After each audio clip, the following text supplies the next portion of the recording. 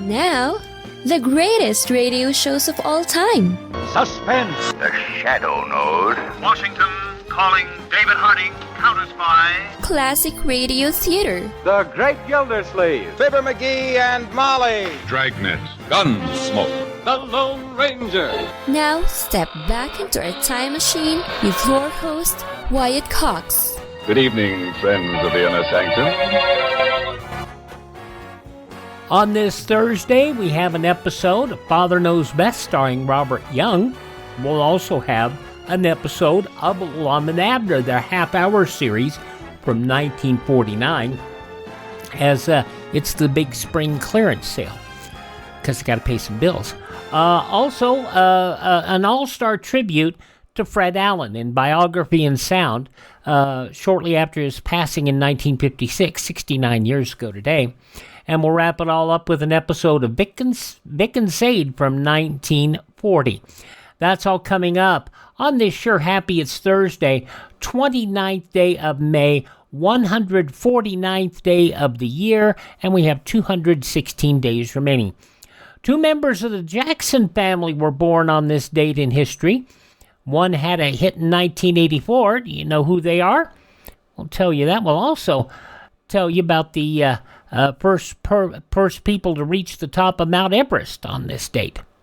Now, we're going to start off first in 1765. Patrick Henry bitterly denouncing the Stamp Act in the Virginia House of Burgesses. 1790, Rhode Island became the 13th state of the Union, the last of the original 13 colonies to ratify the Constitution. Wisconsin celebrates their birthday today. They became the 30th state of the Union back in 1848. And it was on this date in 1917, John Fitzgerald Kennedy, born in Brookline, Mass. Construction of the Hoover Dam completed on this date in 1935. And in 1942, the first recording of White Christmas by Bing Crosby. It sold over 30 million copies. Edmund Hillary, Tenzing Norgay, became the first to reach the summit of Mount Everest on this date in 1953. We'll hear from Hillary right now. It wasn't a moment of enormous excitement to me. It was more a feeling of satisfaction, perhaps. Edmund Hillary, along with Tenzing Norgay, reaching the summit of Mount Everest on this date in 1953. It was on this date in 1987, a Los Angeles jury found director John Landis and 4 associates not guilty of manslaughter. They were on trial for the deaths of actor Vic Morrow and 2 child actors in a helicopter accident during the filming of Twilight Zone, the movie. Landis relieved by the verdict, but he was sad that it happened. An accident happened on the set of one of my films that killed 3 people, and that none of this changes that. And it was just that, an accident. The verdict jury came in on this date in 1987. 1999, Space Shuttle Discovery completed the first docking with the International Space Station. National World War II Memorial dedicated in Washington, D.C. on this date in 2005. France, one of the founders of a united Europe, resoundingly rejected the European Constitution on this date in 2005. That was throwing the idea of a European Union into question and leaving the continent in a state of anxiety and uncertainty. I think what's important now is to have a time for reflection. We have the Dutch referendum in a couple of days' time. There'll be the European Council in the middle of June, where all the leaders can discuss the implications of the votes that have taken place. But I think that underneath all this, there is a more profound question, which is about the future of Europe, and in particular the future of the European economy, and how it deals with the modern pressures of globalization and technological change, and how we ensure that the European economy is strong and is prosperous in the face of those challenges. Now, underlying all these debates about the Constitution is, I think, that central economic challenge. The words of British Prime Minister Tony Blair. On this date in 2006, a Baghdad bombing killed 2 members of a CBS News crew and severely wounded correspondent Kimberly Dozier. CBS News producer Ben Plesser in Baghdad said they knew it could happen. We all had conversations about, could it have happened to us? And the answer for all of us was absolutely.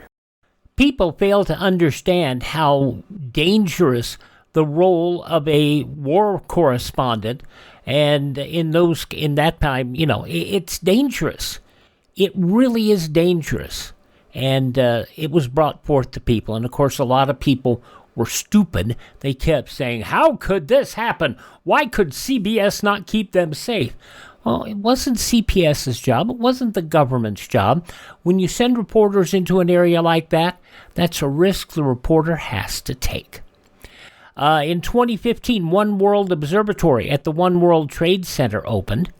And in 2021, a Cessna Citation ISP crashed into Percy Priest Lake in Tennessee. All 6 people on board were killed, including actor Joe Lara and his wife, Gwen Shamblin Lara.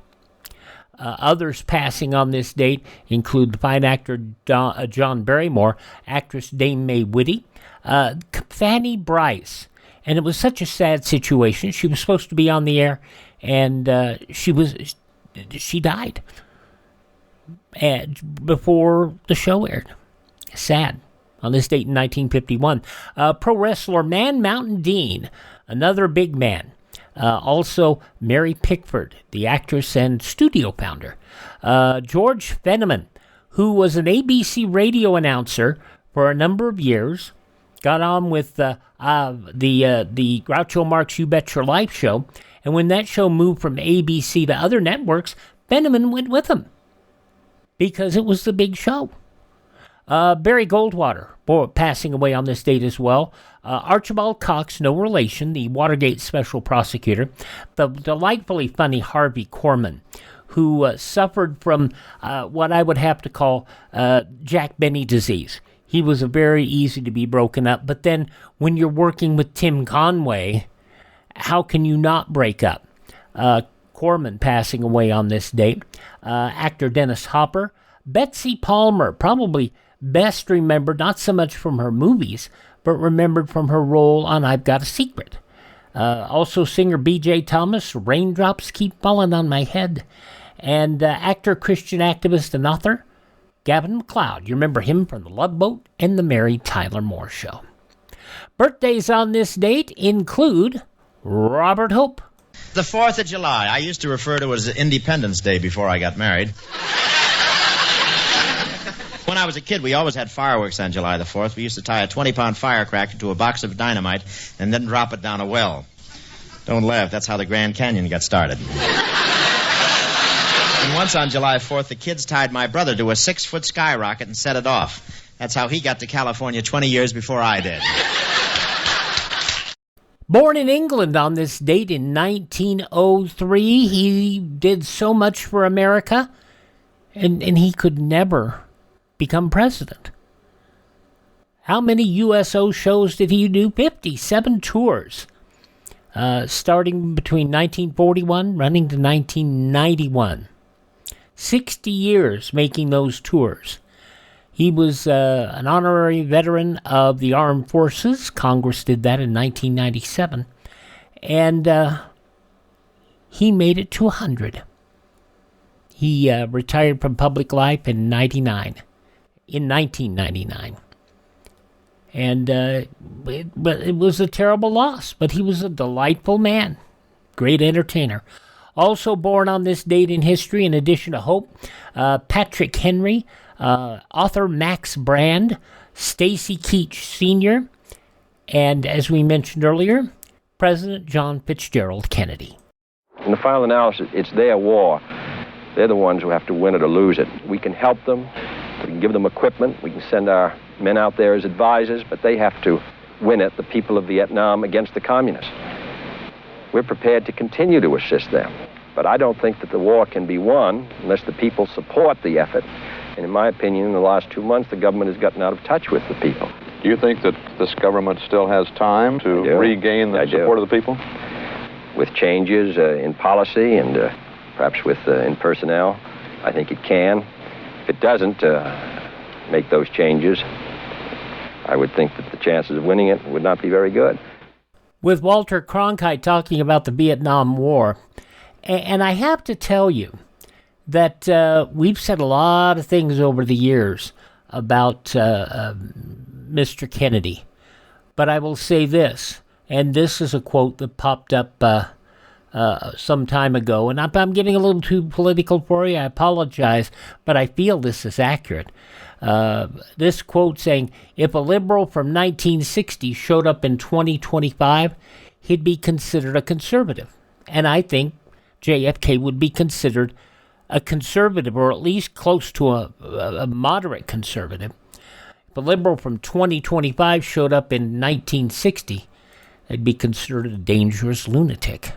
JFK, the 35th President of the United States, born on this date back in 1917. Hi, this is Jeff Foxworthy. It is now time for the birthday announcements. The following people are now officially older than dirt. If I remember right, Jeannie Francis's birthday was just a few days ago, while another person who was born on this date today is Luke Anthony Geary, 78 years old today. She recorded Centipede in 1984. Rebby Jackson of the Jackson family, 75 years old today. Also born on this date, LaToya Jackson. She is 69 today. You remember him as a member of Oingo Boingo, the pop group from the 80s, and also with Tim Burton doing composing work. Danny Elfman, 72, the Tim Burton movies.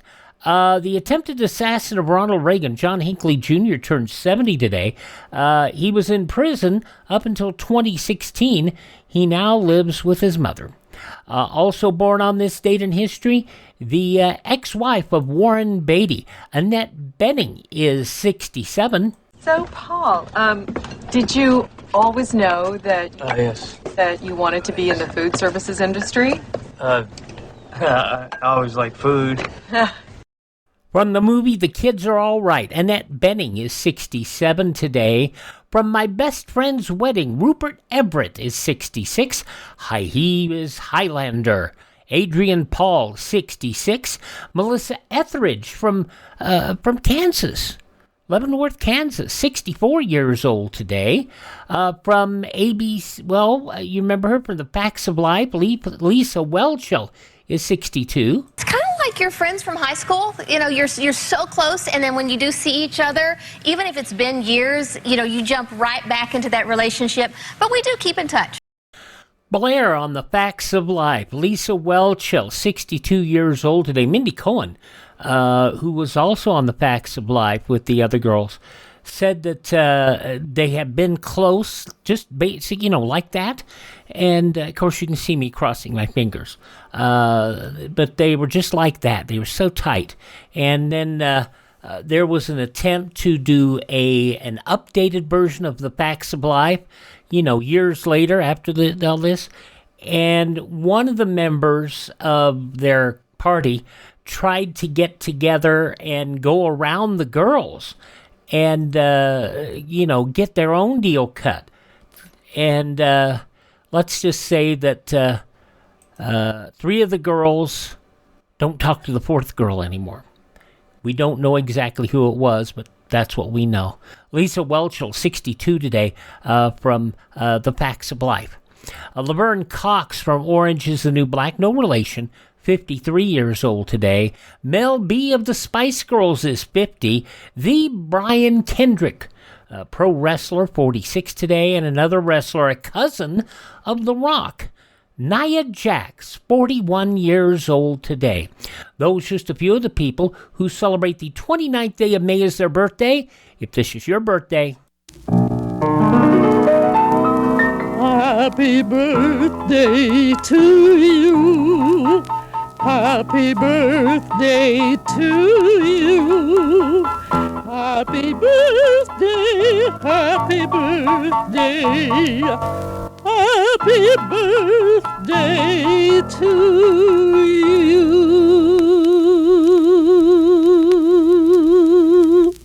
We We roll on here on Classic Radio Theater on a Thursday, an episode of Father Knows Best starring Robert Young. This goes back 73 years, May 29th, 1952. That's up next.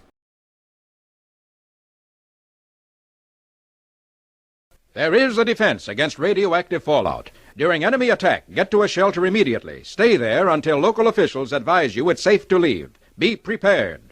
Thank you for tuning in to Classic Radio Theater with Wyatt Cox. We mentioned a couple of weeks ago about Father Knows Best, and that the television show was still on, and it is. I got the actual data that the show is on now because they're just going through updated schedules over at Antenna TV. Each and every morning at 9 o'clock Eastern Time, 6 o'clock Pacific Time, you can see Father Knows Best on Antenna TV. Saturdays and Sundays, it's on twice at 5 o'clock Eastern Time in the morning, 2 a.m. Pacific Time. So there, you can see Father Knows Best with not this cast, but the television cast. As we've mentioned before, Father Knows Best had a problem, or at least Robert Young, who actually had a piece of the show and made the decision that when the show went to television, he did not want the same sort of situation comedy. He wanted a less yucky and a more homespun show. And that's what he got. And all the cast that did the radio show were gone. Now, on the television side, he and Jane Wyatt won several Emmy Awards. And Eleanor Donahue, Billy Gray, Lauren Chapin playing the kids in the TV series. But to give you an idea how his homespun feelings didn't always hold up, after Father Knows Best went off the air in 1960, he did another show called Window on Main Street with Ford Rainey and Constance Moore. It lasted one single season. And he got away from television for, 7 years? Then came back as Marcus Welby, M.D., and he won an Emmy for Best Actor in a Dramatic Show in that 7-year series. So this goes to show you, you can do two great shows and then have a stinker, I guess. And I wouldn't say Window on Main Street was a stinker. It didn't hit. And I can tell you when I watched it, I said, well, I've never seen this. And I found out why. The show was just kind of meh. At least it seemed so to me. All right, let's get to Father Knows Best, starring Robert Young, from 73 years ago, May 29th, 1952. Now listen to Father Knows Best, transcribed, starring Robert Young as Father.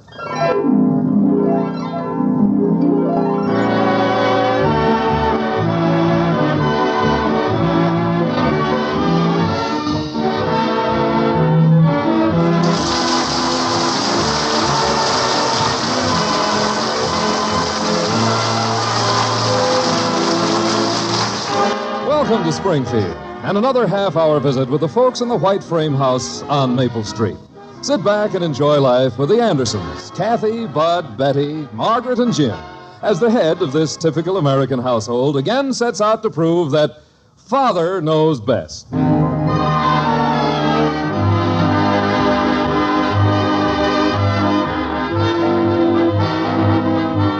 Last week, the Andersons journeyed to Grandpa's house in Toledo to dispose of some of their old belongings stored there. They disposed of them by dragging and shipping them all home to the white frame house on Maple Street, where they're right now trying to figure out how to dispose of them. Right now, Jim, along with Margaret and Bud, is on the back porch looking over a trunk full of his old school mementos, like this. Listen to this, Margaret. I want to read you something. Jim, you're supposed to be sorting this stuff over, not reading all of it. You've been at that one trunk for hours. Well, just listen to this. You know how kids write stuff in each other's high school annuals? Yes, I know. Well, here's one that really takes me back. Listen to this. To Jim, may our friendship endure through the long years ahead, through the ups as well as the downs. We'll fight shoulder to shoulder through the long game of life until death knocks us both out of bounds. Your pal, Arnie Johnson. Isn't that a wonderful sentiment? Who's Arnie Johnson? I don't know. I can't seem to place him. Well, that friendship certainly endured through the long game of life. Dad. Hardly got through the first inning. Dad. What is it, Bud? What are these funny-looking pants? Huh? Oh, for heaven's sakes. Bell-bottom trousers. Oh, no. I'm glad I didn't know you when you wore those. Well, they didn't look so funny then. All the guys wore them. For a few weeks, anyway. Well, can I have them? It looks like the moths have beaten you to it. But I wish you'd stop pawing through the trunk. You're getting everything mixed up. Mixed up? That mess? I'm trying to sort this stuff out and see what's worth keeping and what I want to throw away. Well, at the rate you're going, that's going to take the next 10 years of your life. Is this big pile of stuff here what you're throwing away? Oh, no, I'm keeping that. The junk I'm throwing away is in this pile over here. What pile? There's nothing there. Huh? Oh, I guess you're right. This always happens whenever you sort out old stuff. You always wind up with more than you had when you started. Oh, listen to this, Margaret. It's the class prophecy in our annual. Get this. As we gaze into the misty clouds of the future, we see Broadway's newest star, Nancy Higginbottom, in her hour of triumph, tossing a rose from her bouquet into the box seat occupied by the distinguished Senator James Anderson. Senator? Gosh, Dad, were you a senator? Well, no. You see, this is just what they predicted we would turn out to be after we graduated. Boy, they sure missed the boat on you. Oh, I don't know. I just happened to go into the insurance business instead of politics. The point is, I was highly respected. Who wrote that? Your old buddy, Arnie Johnson? No, it was probably written by... Well, it ought to tell here. I imagine it was... Well, I'll be darned. J.A. I wrote it myself. Maybe you should have gone into politics, Senator. Doggone, doggone, doggone! Well, what's the matter with Kathy? Look at her kicking the garage. There's no telling what's wrong. Kathy, don't do that. You'll ruin your shoes. Then you're liable to knock over the garage. I don't care. Doggone, doggone. Well, come over here and tell us what's wrong. I don't want to tell. I was over at the playground and we were playing volleyball and we lost, doggone it. Now, kitten, that's no way to feel. If you're going to compete in games, you've got to be a good loser as well as a good winner. I don't care. You see, the idea of sportsmanship Father. is based not on... Father. Betty, don't interrupt your father when he's giving a lecture. I'm not giving a lecture. I'm just trying to point out that good sportsmanship is not based so much on winning or losing, but on how you play the game. Do you play it hard and clean? Do you play it for the fun you get out of it and for the joy of competition? Those are the important things. Do you kids all understand that? Dad. Yes, Bud? Did you wear these bell-bottom pants on the level? Bud, we're talking about sportsmanship. Father. Oh, me, I might as well have saved my breath. Well, anyway, Kathy, next time you lose a game, the thing to do is congratulate the winners and tell them they played a good game. I think they cheated. Kathy, that's not the way to talk. You'd better go inside and wash your hands and face and think over what your father said very carefully. Okay. But just wait till we play those cheaters again. Father. What is it, Betty? Where can Ralph and I go this afternoon? Well, I don't know. Why ask me? Well, Ralph just got his car back from the repair shop and he wants to try out his new motor. Can't you just go for a drive in the country? It's a lovely day for it. Oh, Ralph doesn't like to do that. He says when you're not driving to any place in particular, how do you know when you get there?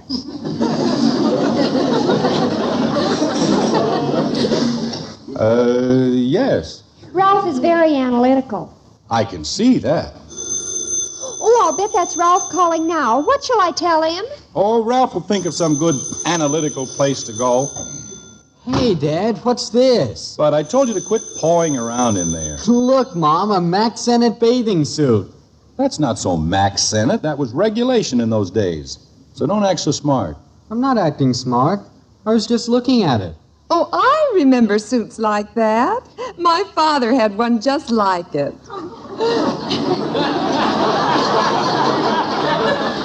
Except his had a stripe around the bottom of the skirt.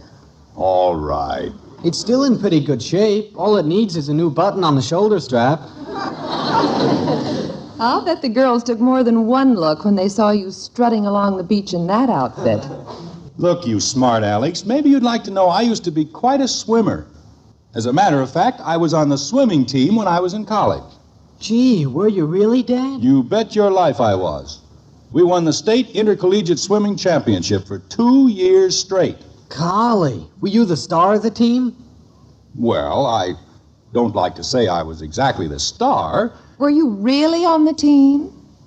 What do you mean, was I really on the team? For your information, I swam against Otto Biedler. What do you think of that? Who's Otto Biedler?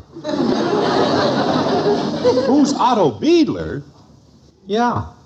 Otto Biedler, after he left Aberdeen Normal and went to the university, became the national freestyle champion. That's all. Gosh. And 2 years later, he made the Olympic team. Were you on the Olympic team? Well, no. But that'll give you an idea by what a narrow margin I missed it. Oh, gee, Dad. Tell me how you... Oh, wait, there goes Joe Phillips down the alley.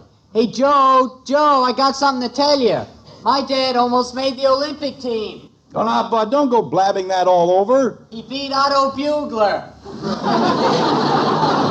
He was the champ. Oh, me. Daddy? Let's see your hands, Kathy. Did you wash them? Uh-huh. Did you use soap? Well, I was going to, but I didn't want to get the soap dirty. Oh, fine. Daddy, will you take me out to see the octopus? The what?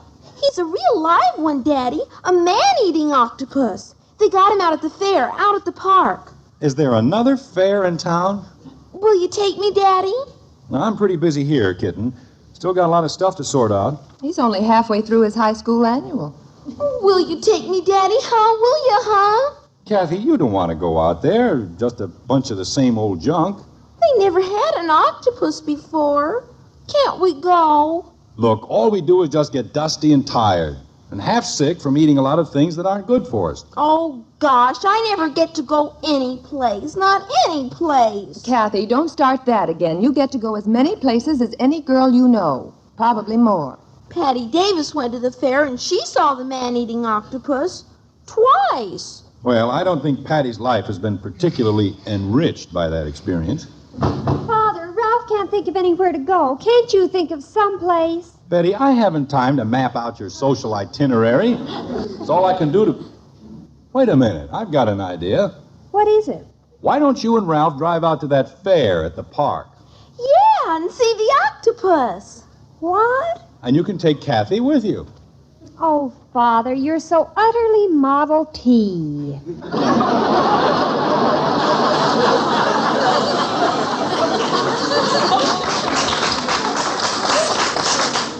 I'm what?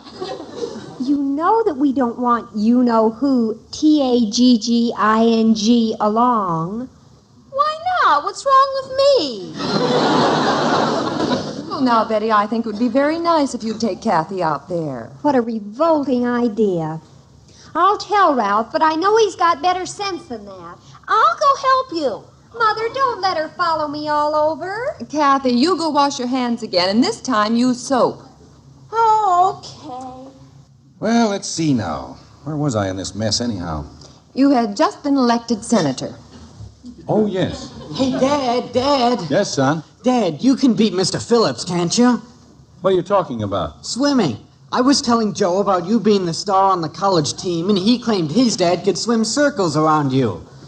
Oh, I think George would need a pair of fairly speedy water wings to do that. That's what I said, so I told him you'd race his dad anywhere, anytime.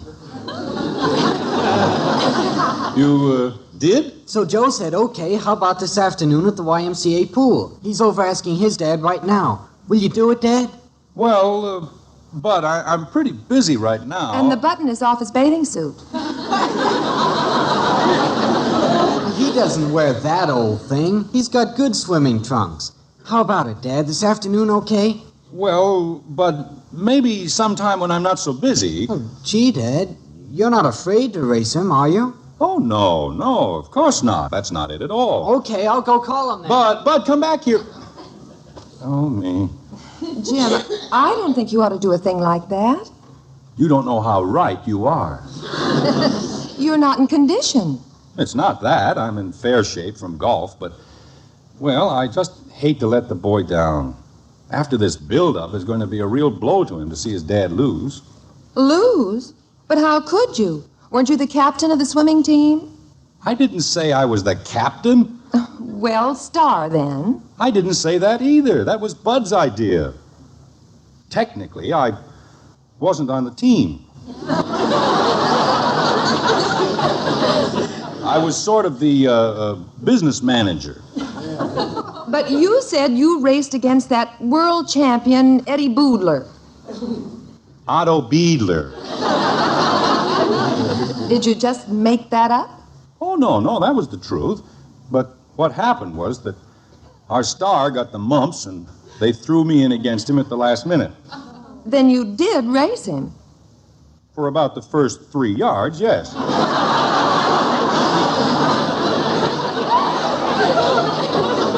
That was the last I ever saw of him.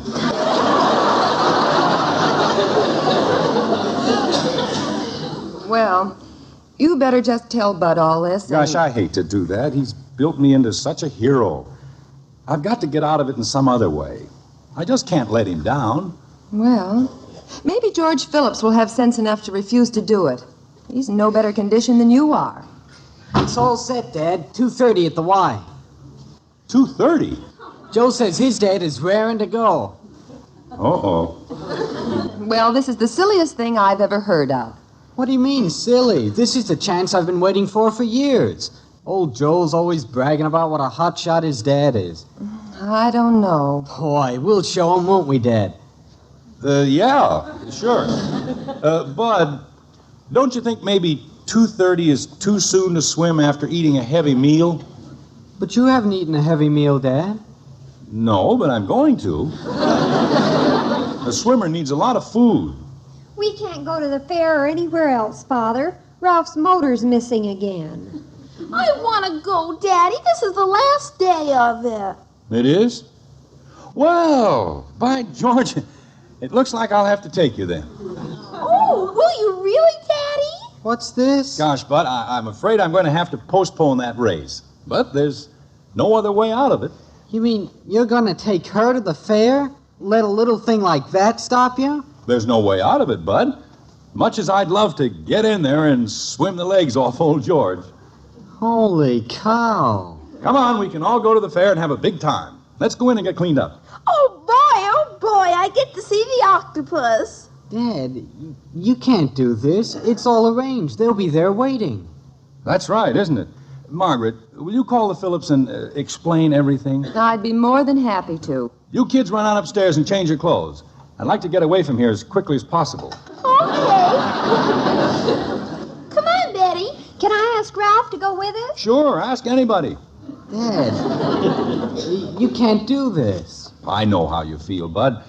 But maybe we can arrange it some other time. After all, it might not hurt for me to get in a little practice first. You wouldn't want me to lose, would you? Oh, there's no chance of that. Well, you never can tell.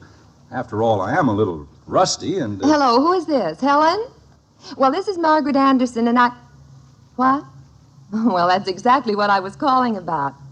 Yes, I think it's silly, too. But we don't have to worry because Jim can't make it. Tell them how disappointed I am. Jim is terribly disappointed, but he promised he'd take Kathy to the fair, and this is the last day... What? Oh, really? Well, I guess it could. Yes, that'll be just dandy. Yes, goodbye. What happened? I don't like the tone of your voice. Well, she said they all wanted to go to the fair, too. So young Joe suggested that you men could have your race out there in the park pool. Hooray! Isn't that keen, Dad? Oh, it couldn't be keener.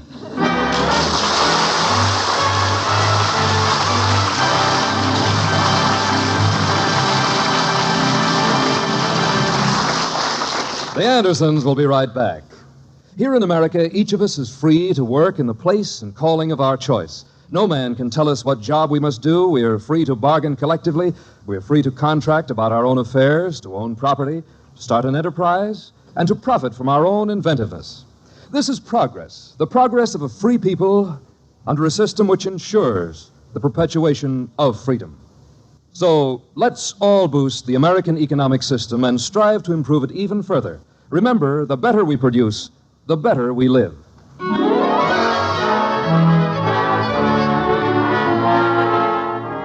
Back in the bygone days when man first learned to make sounds and then to turn those sounds into words, he thought he'd made a pretty handy discovery. But since that day, words have caused quite a few complications. Take Jim Anderson, for instance. He'd gladly pay a bonus if he could take back a few words he tossed off about his swimming ability. The simple remarks, which at the moment are causing repercussions at 607 Maple Street. Like this. Of all the ridiculous things, two grown men out in a public pool, in a public park, having a race. Simply because I just mentioned to Bud that I was once on the swimming team in college. Well, dear, if it's going to be so painful... I didn't say it was painful, but it can be darn embarrassing. How do you think I'll feel if I lose? But you were just telling the children that according to the rules of sportsmanship, it doesn't matter who wins or loses if you do your best. That's George Phillips. He's probably been swimming at the club, practicing up. I'll bet anything he's pushing this idea just to make a monkey out of me. Hey, Mom, I can't find Dad's swimming trunks. Look in the drawer in the cedar closet. What are you getting my trunks for? You're going to wear them, aren't you?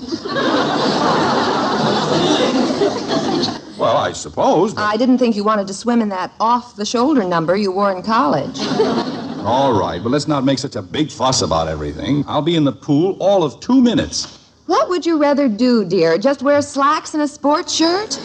Dad could be Mr. Phillips wearing overalls. Now, Bud, listen... I'll be back in a minute. I gotta go call Hank Feder and Bodie Gliss. They'll want to come out to the park. That's what I want to talk to you about, Bud. I think it would be better if you didn't get too many of your friends out there this afternoon. Why not? Well, let's think of Mr. Phillips. You know, a lot of people and... Joe's rounding up all his friends. Mr. Phillips doesn't mind. Oh. Well... Can we kind of hold it down, Bud? Boy, am I going to have the laugh on Joe. This is sure going to be a joke on him, huh, Dad? Bud... I got to go call Hank. Daddy, do octopuses make good pets?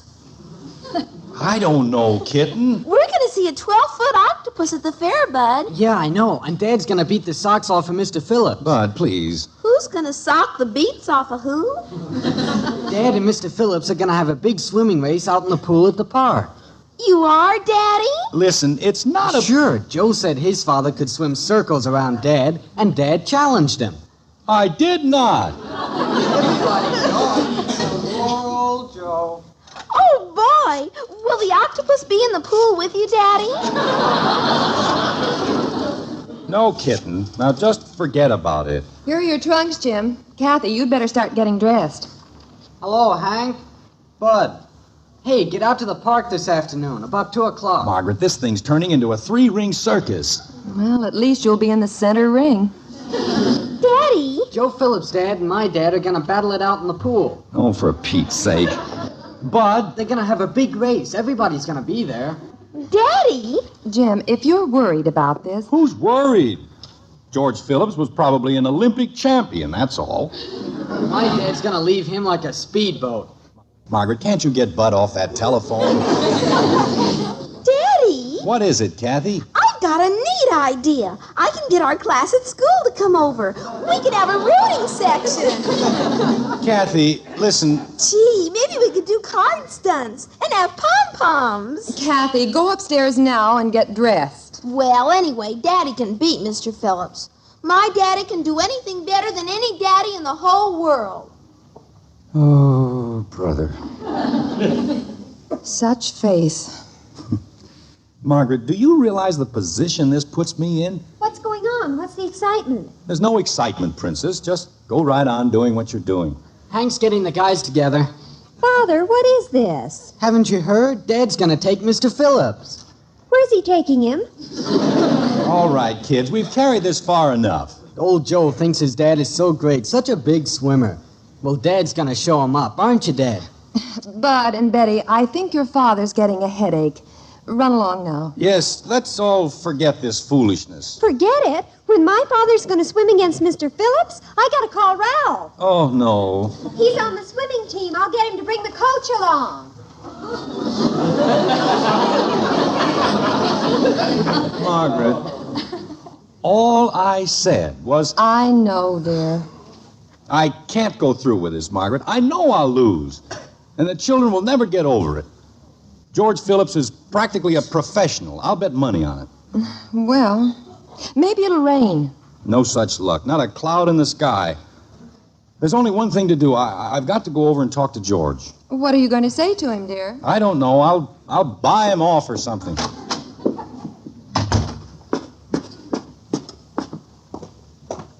He'll probably laugh at me. Knows he's got me right over a barrel. Olympic swimmer. Hey, Jim. Huh? Oh, George. Hello. Glad I caught you, Jim, before you got away. Well, I'm glad I caught you, too. Jim, I suppose you've heard about this swimming business that Joe and Bud dreamed up. Oh, yes, I heard something about it. As a matter of fact... Well, Jim, this wasn't my idea. Kids, you know how they are. Yes, I know. I don't know why Joe ever started this in the first place. It's very embarrassing for me. Well... I'm not a swimmer, Jim.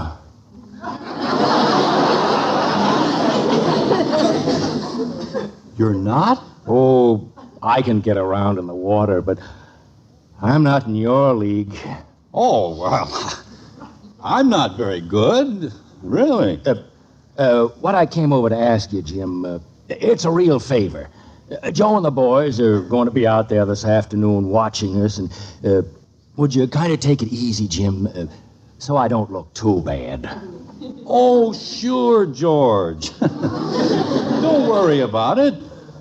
Everything will be all right. Oh, thanks, Jim. You don't know how much this means to me. Those kids are going to be out there watching their dad. I know. Mine are going to be there, too. Good luck, George. See you out there, Jim. How do you like that? Oh, what a rascal you are.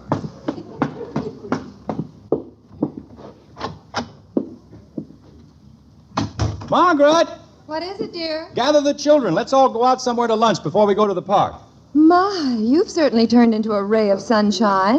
What happened? Oh, I just got to thinking. It's childish to get upset about this affair at the park this afternoon. Oh? What does it matter who wins or loses? You go out and do your best. That's what counts. Sportsmanship. Well, suddenly you seem to have it all figured out. Yes, sir. I guess there's one thing I'll never figure out, dear. What's that, honey? You.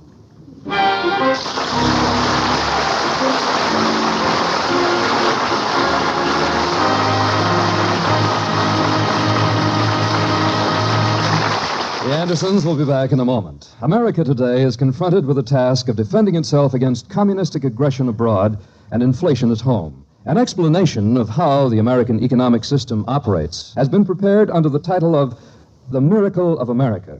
Now, this booklet has been endorsed by representatives of management, labor, and the public. It is yours without cost. Simply write to Box 10, Times Square Station, New York City, and ask for The Miracle of America.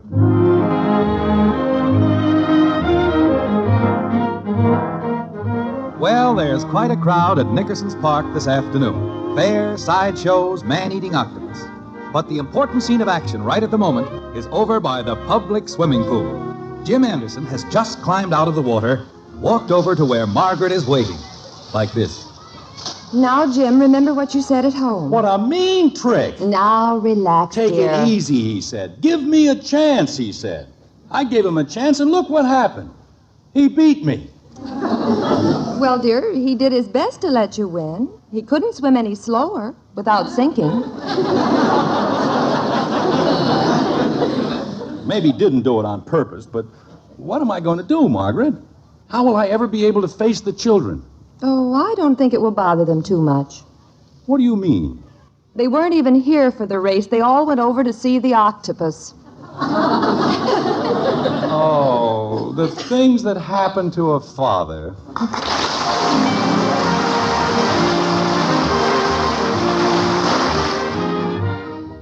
Ladies and gentlemen, tonight we are honored to have as our special guest Mrs. Joseph C. Wenger, Public Relations Director of the California Federation of Women's Clubs. Mrs. Joseph C. Wenger.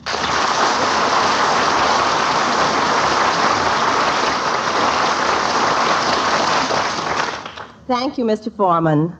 You know, every year, the General Federation of Women's Clubs gives an award to the outstanding radio and television programs. They give it in 3 separate categories: adult, family, and children.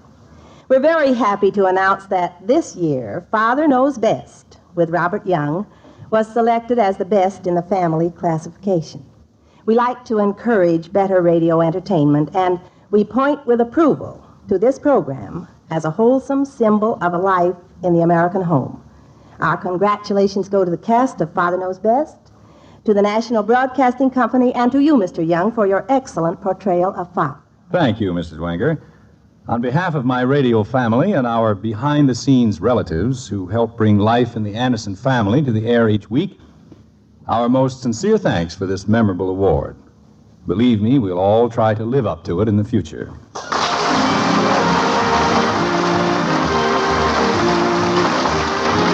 Join us again next week when we'll be back with Father Knows Best, starring Robert Young as Jim Anderson. In our cast were Norma Jean Nilsson as Kathy, Ted Donaldson, Rhoda Williams, Gene Vanderpyle, Charles Seal, and William Foreman. Your announcer was Don Stanley.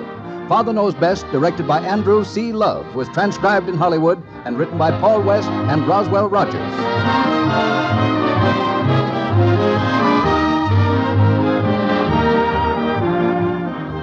73 years ago, May 29, 1952, Father Knows Best on Classic Radio Theater with Wyatt Cox.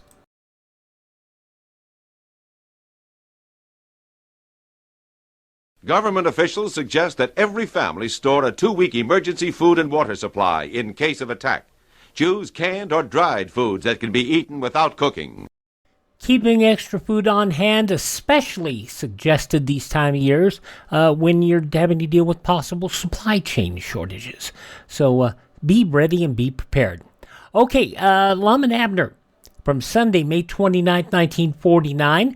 Looking at the program schedule for CBS on that night, it was looked like this. Lum and Abner were on at 8:30. Of course, Jack Benny, well, actually it was Ozzie and Harriet at 6:30, Jack Benny at 7, Amos and Andy at 7:30, Sam Spade at 8 o'clock, then Lum and Abner at 8:30, Helen Hayes at 9, and Our Miss Brooks at 9:30, and that was followed by Life with Luigi and It Pays to Be Ignorant. Those are the shows that were on Sunday, May 29th, 1949. And let's hear that show where there's big clearance sale time at the Jot Em Down store. The Lum and Abner Show on the air for Frigidaire.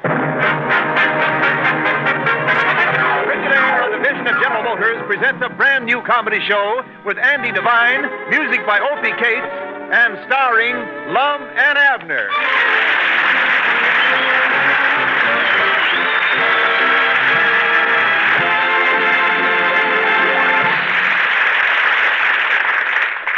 Abner, we're in trouble. We're in real bad trouble. I've been reading this notice we just got from the bank. That promissory note for $200 we signed is past overdue. Uh-oh. When did we promissory to pay it? Last month. It says here, Messrs. Edwards and Peabody. Well, we're a couple of messes, all right. Your note for $200, which was payable on May the 1st, is now considerably overdue. They say that every time. Immediate payment is requested since the bank feels that you have already been granted more than enough grace. Who's Grace? Unless payment is received in full by return mail, the bank will be forced to take steps to collect the amount due. Well, they'll have to take mighty fast steps if they want to catch up with me. I'm leaving town while I still got a good reputation for paying my bills. Abner, running away ain't the answer. It'll help. Wait a minute. I've got an idea. We'll have a spring clearance sale. We'll cut the prices of everything in the store. And we better start now if we want to raise $200 in 24 hours. Long, we couldn't raise $24 and $200.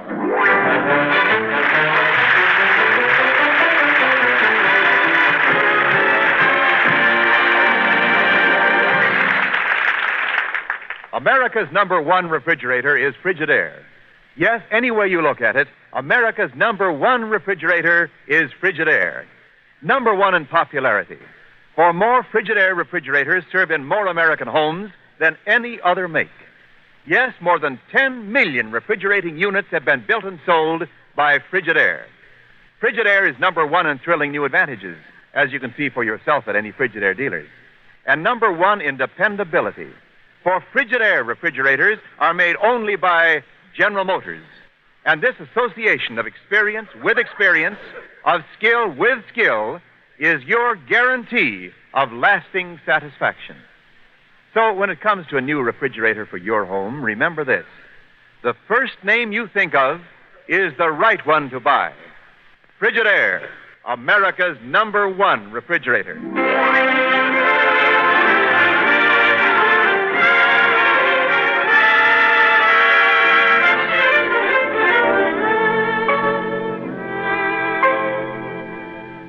Hey, Lum, if we cut our prices in half, how are we going to make any money? Oh, I got that part of it all figured out. We just double the prices before we cut them in half. Well, let's get busy raising the prices then so we can start marking them down. Yeah. Might as well start with these silk pajamas here. Yeah, they sure are pretty with that wide yellow sash and that green dragon on the back there. Look at that thing. They don't far. They don't sell very good, though. No. I reckon folks are scared of the dragon. Yeah. Yeah, we did sell one pair of these pajamas to snag wearers, though. Oh, yeah, Snag liked them pajamas so much he took to wearing them during the day and putting on his clothes when he went to bed. Maybe we can sell him another pair. Well, what's the price tag on them? $3. We'll reduce them to $4. Yes, sir. How much are them work pants tagged at? $5. And we'll cut them to $6. Good. And change the price on them blankets. Instead of $2.50, we'll chop them down to $4. You know, Lum, if anybody come in here before this sale started, he could save himself some money, you know. Yeah, folks ought to expect to get stuck once in a while when they're looking for a bargain. Yeah, hey, Lum, here comes Opie Case. Maybe we can sell him something. Yeah, we can't afford to let nobody out of here without buying if we want to raise that $200 for the bank. Yeah, trouble is, what can you sell Opie? A tie, a shirt, a pair of pants? Shucks, he's got everything. Hello, fellas. Howdy, Opie. I see by the sign outside that you're having a sale. That's right, and correct both. When did you learn to read, Opie? Opie, I know just the bargain for you. Abner, get out them new silk pajamas that just come in. Yes, sir. Well, look, fellas, I don't want to buy no pajamas. Uncle Luke gave me a pair for Christmas 3 years ago that I ain't even worn yet. You don't like them, huh? Oh, I like 'em fine, but they look so pretty I kind of hate to take 'em out of the cellophane. Snag Harris wore his cellophane and all.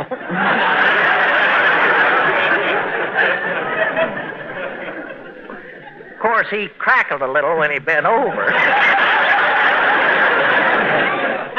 Well, Opie, how about a nice shirt? I got one here with the new Prince of Wales collar that'll just go fine with them new overalls you're wearing. Yeah, and a Duchess of Windsor tie here. Here's a shirt, Lum. I think it'll just fit him. Opie, what size collar do you wear? 12 and a half. Well, that'll fit him fine. It's a 19. Good. Now, just try this on, Opie. You don't have to open the buttons. Just slip it on over your head. No, don't even bother taking your hat off. There. Granny's, it kind of slips off the shoulders, don't it? Well, that's a new look, long and off the shoulders. Hey, them sleeves are kind of long, ain't they? Yeah, that's the way they're wearing them now, though, Opie. Just roll them up. Oh. I can't seem to roll up this right sleeve. Step back, Lum. You're standing on the cuff.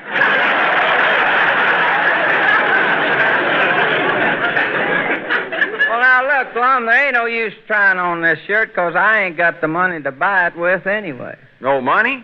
Opie, take off that shirt and stop wasting our time. If you don't want to buy nothing, what'd you come in here for? Well, I thought maybe you might want to buy this here ball pen. I fished it out of the claw machine down at Uncle Luke's lunch counter. Well, how'd you ever do that? Well, I don't know. I was trying to get some candy and the pen stuck in the iron claw. Well, we might be able to sell it here. How much you want for it, Opie? Wait a minute, Lum. Who's having a sale, us or Opie? Hey, shut up, Abner. I know what I'm doing. Opie, I'll give you $1 for this pen. All right, Lum. Here's a pen. Here's the $1. Thank you. Now, you see that, Abner? That's what you call good business. Oh, yeah. This pen's worth at least $2, and I'll put it on sale and get 3 for it.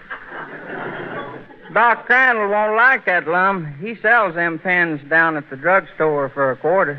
For a quarter?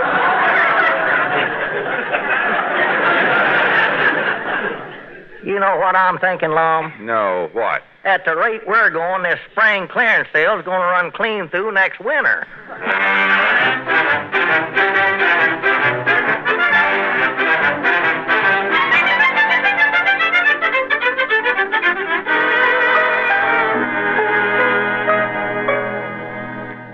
Lum, I made a sale while you was out to lunch. Well, good for you. Yeah, Mose Moose dropped in here and give me $11 for that lawnmower that was sitting back there in the feed room. That lawnmower? Yeah. Abner, you idiot, that don't belong to us. My goodness, Luke Spears left that here to be fixed. And you sold it for $11. It cost $30. And we got to buy it back before Mose finds out what it's worth. Oh, wait a minute. Here comes Luke Spears, and he's got that lawnmower look in his eye, too. See, Abner, don't mention a word about selling it to Mose. Oh, no, I won't. Well, hello, Luke. Come right in. Howdy, Luke. You're just in time for the sale. Don't you fellas howdy me. What's the idea of selling my lawnmower to Mose Moose? Hey, now, wait just a minute now, Luke. Don't go flying off the handlebars now. Yeah, whatever give you the idea that Mose has got your lawnmower? I know my own lawnmower when I see it. I just passed by Mose Moose's barber shop and I saw him using it to mow the hair off the floor. Luke, the whole thing was just an accident. It could have happened to anybody. Well, it didn't happen to anybody. It happened to happen to me. I want my lawnmower. Now, look, Luke. Luke, look. It was just an accident, like Abner said.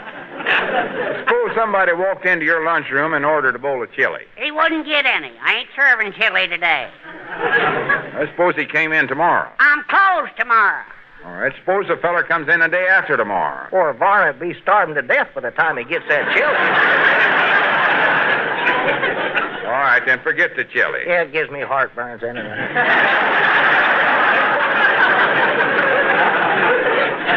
Look, I'm just trying to show you how things can go wrong. Just suppose you borrowed something from me. What am I borrowing? Well, let's say you borrowed a knife. I wouldn't borrow a knife. I got a whole kitchen full of them.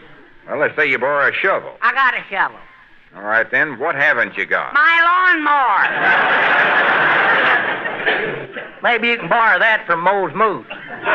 Now, you fellas listen to me. I'm tired of all this jaw wagging and fiddle faddle. Either I get my lawnmower back or I'll sue you. Oh, me alive. Luke, you wouldn't sue us. You're too nice a feller. You're too decent. Oh, yeah? When to change? He don't seem no different to me, Lum. He's just as mean as he ever was. Thank you, Abner. You're welcome, Luke. Hey, Abner. That lawnmower you sold me fell apart. Just look at it.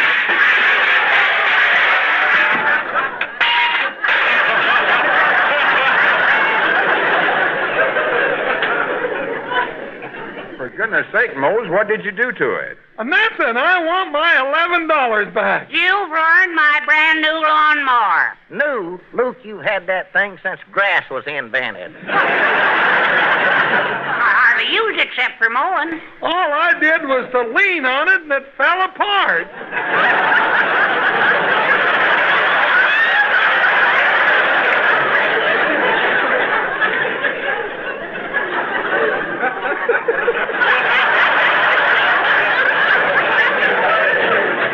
Well, no wonder the same thing would have happened to the Golden Gate Bridge.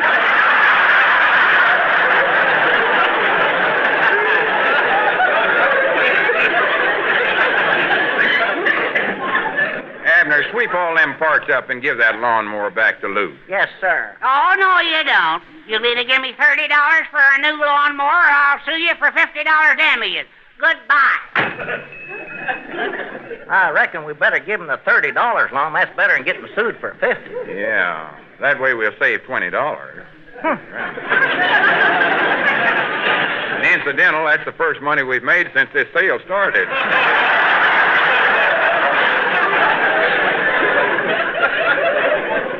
Well, what about my $11? Now, Mose, wait a minute. You bought that lawnmower in good faith. Oh, the face was all right, but the lawnmower was no good. He's got you there, Lum. He's got you too, Yeed. Now, look, Mose, you know that Abner sold you that lawnmower by mistake. Are you going to take advantage of him just because he's ignorant and stupid? That's telling him, Lum. I'm surprised at you, Mose, knowing Abner like you do. How can you be so cruel to the poor little stupid varmint? Bless my heart. Bless my stupid little heart. Oh, I'm the first one to admit that Abner's pretty dumb. Oh, no, you ain't, Mose. Lum admitted that a long time before you did. Mose, what I'm trying to prove is that you're taking an unfair advantage of the poor little idiot. Hey, Lum, come here a minute. Oh, excuse me a minute, Mose. What is it, Abner? Lum, do you have to keep calling me all them names? I'm just sticking up for you. Uh-huh. Every one of them things I said about you was praise.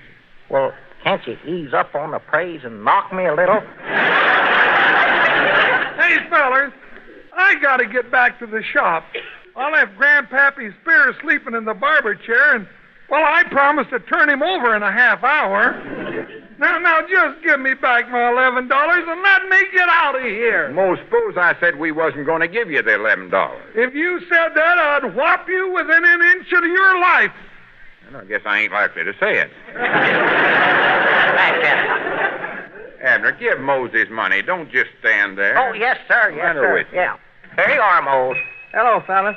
Say, look at this pair of spy glasses I fished out of the claw machine. Hey, that's a good-looking pair of opera glasses, Opie. Yeah, but there's something wrong with them. When you look through them, it makes everything small and far away. Well, sir, I had a pair just like that once. They weren't no good at all. Well, the whole trouble is you've been looking through the wrong end of the glasses. Hand them here. Oh, yes, sir. Here you are, Lum. Now, if you look through this end of the glass... Granny, you're right. That woman across the street there don't look over 3 foot tall. Lum, that ain't no woman. That's a little Blevins girl. She ain't but 3 foot tall. Well, anyway, this is the end of the glasses that exaggerate stuff. How do you keep them glasses on? There ain't no hooks to go over your ears. Silly, you don't wear them all the time. Just when you're reading. Say, Opie, couldn't be that you might want to sell them glasses, could it? Well, it could be that I might.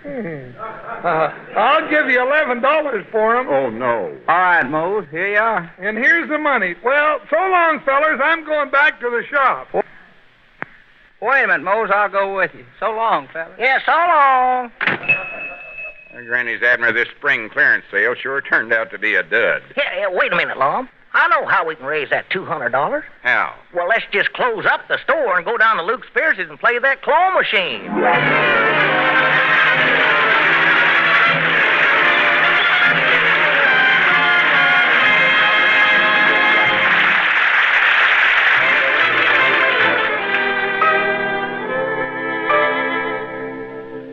Abner, I don't know how we're going to raise that money. I can see the bank closing in on us now. I'm way ahead of you, Lum. I can see the poorhouse closing in on us.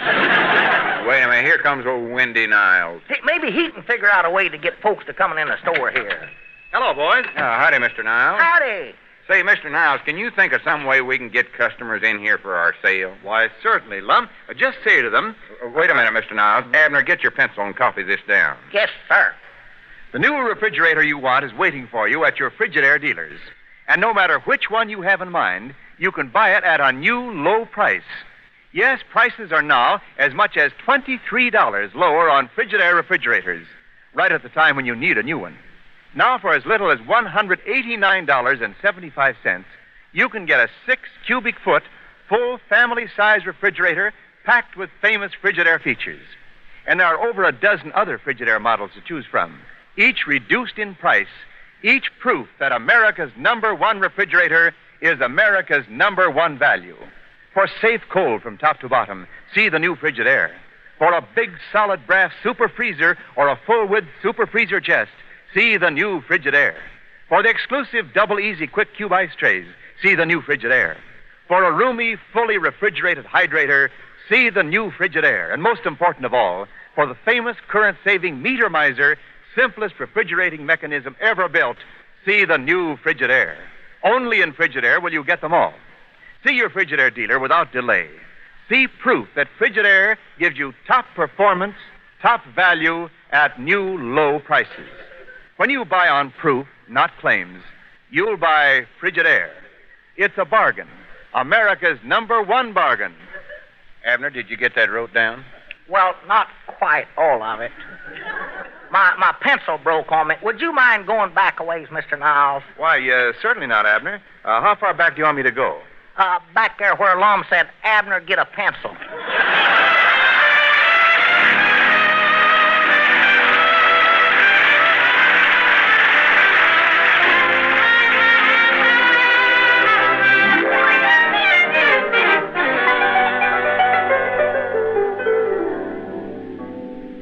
Abner, I made up my mind about one thing. We're never going to get in debt again. Well, I'm for that, Lum. Before I'd get myself in debt, I'd rather borrow the money. Well, we can't just stand around in here flapping our jaws.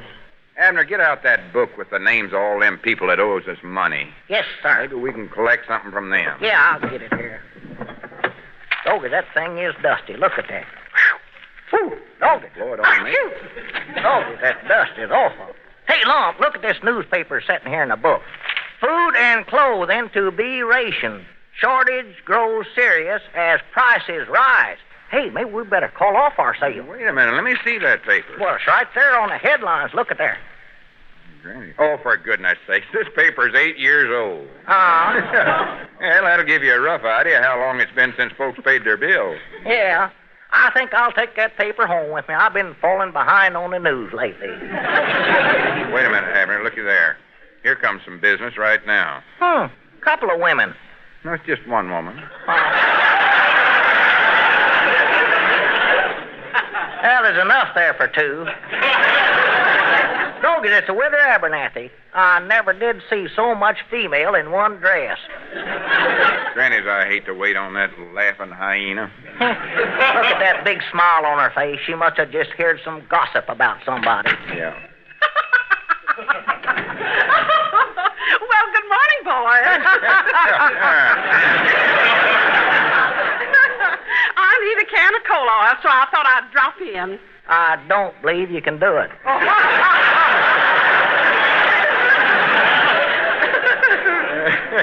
Well, we got plenty of bargains today with her. Just browse around the store. She can't do that, Lum. That's like telling a hippopotamus to browse around in a telephone booth. Is there anything in particular you're looking for with her? Well, I'd like a dress that I could put on around the house.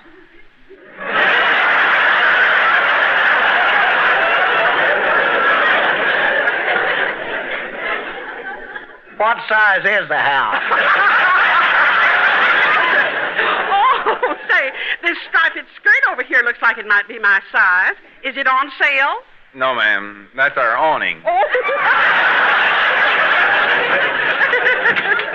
Hello, fella. Yeah, howdy, Opie. Opie, you know the Widder Abernathy here. Hello, Widder. Opie.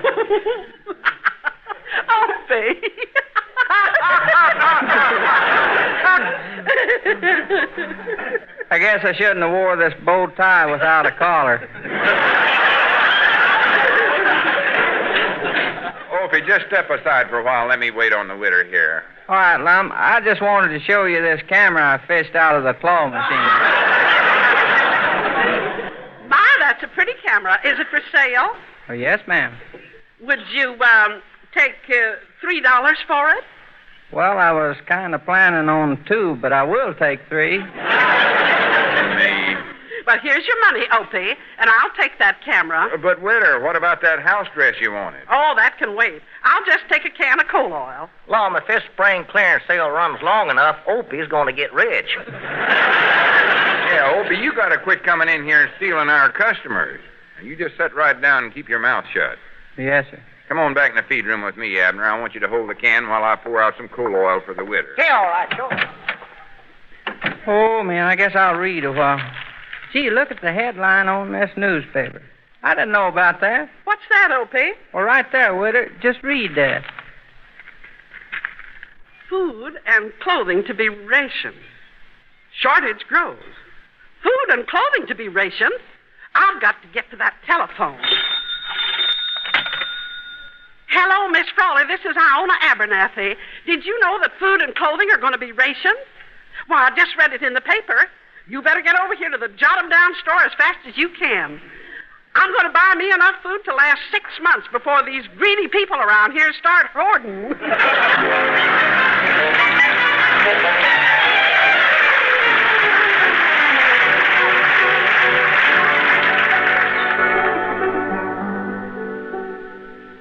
Now, hurry up with Miss Redfield's order, Abner, and don't forget them things from Miss Frawley. Doggies, the Witter Abernathy sure started things rolling with that big order of hers. 2 hours ago, we didn't have a customer. Now we're busier than 2 hound dogs with 1 bone. You know, the bank could hardly believe it when I gave them that $200.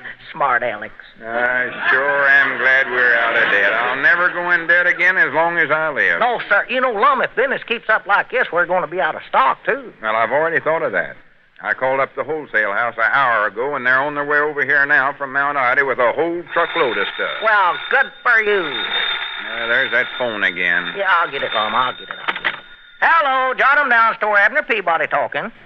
Well, howdy do you do, Miss Seastrong. How's Esri? His liver, huh? Oh, that's too bad. Is Esri sick? No, Lum. Seastrunks is going to have liver for supper tonight, and the cat got it first.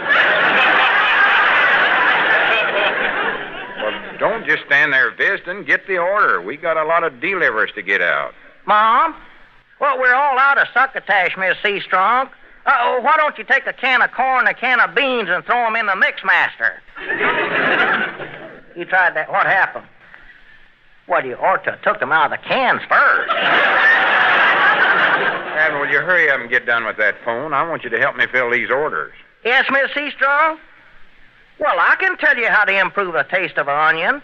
Just add some hamburger to it. Abner, will you stop that prattle? Give me that phone. Yeah, take it. I'm tired. Hello, Miss Seastrong. This is Lum Eddard. Now, what's the order? 1 can of Italian tomato paste, 1 box of grated cheese, can of olive oil, 2 green peppers, and 15 feet of clothesline. Well, that spaghetti might be tough, but it'll sure be tasty, I'll bet. All right. Goodbye, Miss Seastrong. Hello, fellas. Say, there's a truck outside with a lot of groceries and stuff. Oh, that's a wholesale man. I'll run back there and tell him to bring the stuff in the feed room. Howdy, fellers. Oh, hello, Mose. Well, Lum, I just read the saddest thing, and I just had to come over here and tell you about it. Mose, we ain't got time for that now. We're awful busy. Well, it's right here in this magazine, Lum. Them poor varmints is just dropping off like flies. Well, what are you talking about? Oh, the people in the magazine. 99 out of 100 of them die every year. But who are they, Mose? Well, they call themselves octogenarians. Well, no wonder they die off quick. You can't get by just eating vegetables. No, Opie, you're thinking of vegetable-arian. Octogenarian is somebody that's 90 years old. Well, how old is a vegetable-arian? Oh, they can be any age. A vegetable-arian can be an octogenarian. Well, I'd rather stick to being a vegetable-arian. Well, I wouldn't be an octogenarian if I lived well to be 100. Mose, will you please leave me alone so as I can get caught up on my orders here? Say, Lum, I just been thinking I made so much money selling things to your customers that I ought to spend some of the profits in here with you. Well, now you're talking sense. That's different. Now, what about buying that shirt I showed you this morning? Well, Lum, I wanted to get something from a girl, Ellie Mae, but I don't think that shirt would fit her. Well, come on, Opie, make up your mind. Well, I think I know what I want. Good. What did you decide on? A package of lifesavers. Package of lifesavers? Yeah, lemon flavor. But that's a nickel. Well, Ellie's pretty special, so I don't mind spending that kind of money on her. Hey, Lum, the supply man's bringing the stuff in the feed room right now. Well, it's about time we're clean out of stock. Grannies, what a day. I'm wore to a frazzle. Wore to a frazzle. Yeah, this clearance sale is just about clearing stuff out.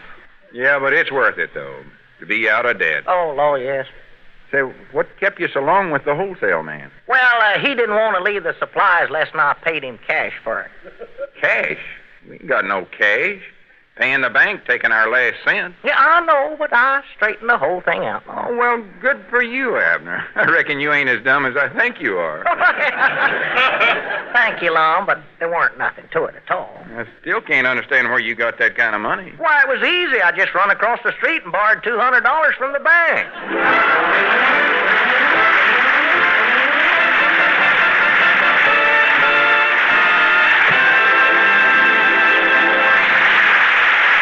Lum and Abner will be back in a moment, but first here's an important question. You know which washer gets clothes really clean automatically? It's Frigidaire, the only all-porcelain automatic washer, the only one with live water action, and it spins clothes drier, too. Many dry enough to iron immediately. See the Frigidaire all-porcelain automatic washer at your Frigidaire dealers. See live water action in action.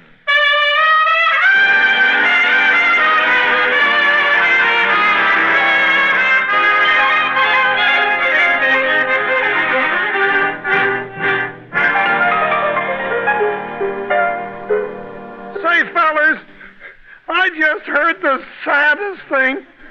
What is it now, Mose? Well, I've got the clue to the Phantom Voice. The clue is he went to college for a laugh and found himself upon the staff. Well, Mose, what's so sad about that? I still don't know who it is. Wait a minute, fellas. I got an important announcement to make. A lot of you folks will be driving your cars this holiday weekend, so don't speed.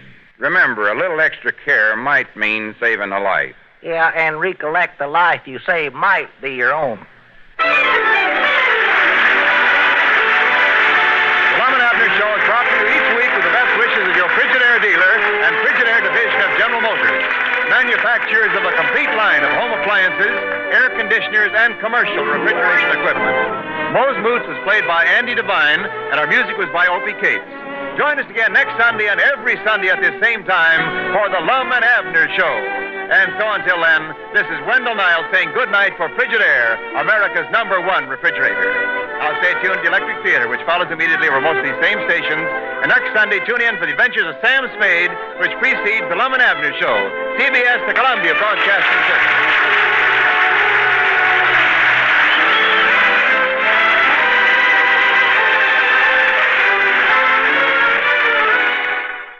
And remember, it used to be back in that day, Memorial Day was May 30th. That's why all the messages about that. Tomorrow we'll have some Memorial Day shows after I tell you that you just finished hearing Lum and Abner from Sunday, May 29th, 1949, 76 years ago.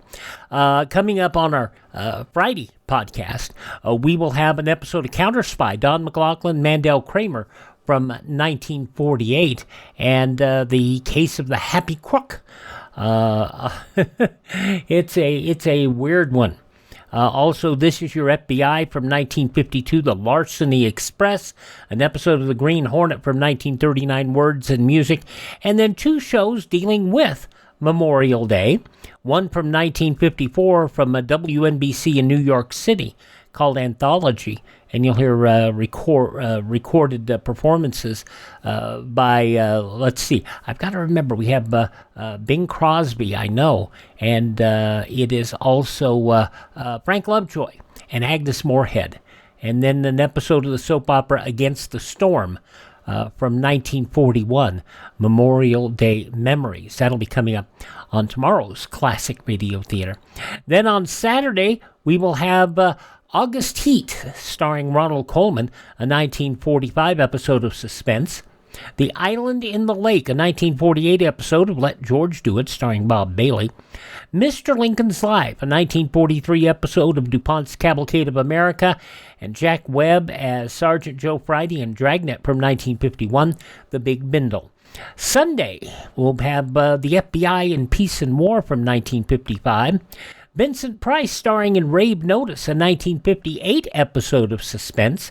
A 1953 episode of the Hall of Fantasy, The Telltale Heart, and a 1958 version of Frontier Gentleman, starring John Dehner, School Days. And I'm going to leave it right there right now because I have something I have to address. We had recently an episode of the podcast that it appears that for some reason the show was incomplete. Some of you emailed me and wanted to know why we didn't end the Seal book Out of the Past. And apparently it ended right in the middle, or right at the end of the second commercial break. And I don't know what happened, but I went back and checked, and by golly, that's where my copy ended. So I apologize. I thought it had completed. And for not planning getting that, I apologize. Hopefully, I'll be able to get an episode of it that is complete. But we'll see what we can do. Okay, let's get on with it here. But visit us tomorrow. Hopefully, everything will be complete here on Classic Radio Theater with Wyatt Cox as we go to an all-star lineup and a tribute to Fred Allen on the Biography of Sound.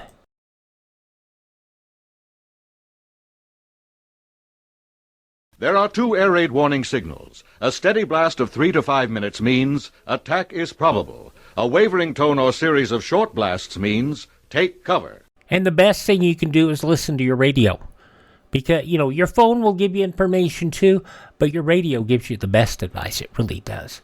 Okay, now on Classic Radio Theater with Wyatt Cox, we continue now with a very special hour. We have played this before, but I think it's something we should always remember when it pops up on the rotation here. We're going to go back 69 years, May 29th, 1956, an all-star tribute to Fred Allen on NBC's Biography of Sound. Biography in Sound. Mr. Allen, Mr. Allen. A portrait of Fred Allen. There's only one Chaplin, one Buster Keaton, one W.C. Fields, and there was only one Fred Allen. He liked to say something, and that was the thing I admired most about him. His jokes poked fun at somebody that needed it. Although caustic at times, never at anyone's expense. He was never cruel. He was always tender and thinking of his fellow man. The way he talked, the way he think, the way he feel toward people, I have a great respect on him. So I thought he was such a wonderful human being. Good man, shows such good example in our society. His wit and humor came right out of him just like water out of a faucet. As he once said to me, I never want to get used to anything I may ever have to do without. Now, if he's sitting on his own special cloud, he's probably giving everybody up there a wonderful time. Allen Fred, born in Boston, and at my birth a strange thing happened. The doctor slapped me after I started crying. My first brush with a critic. My parents immediately started me in show business by taking an ad in Variety announcing my arrival. Fred Allen has diaper, will travel. I traveled to the three corners of the earth. Since then, there have been many changes. I'm not referring to the diaper. Ladies and gentlemen, our narrator, Jack Haley. No part of the thumbnail autobiography you've just heard is true. Actually, John Florence Sullivan was born in Cambridge.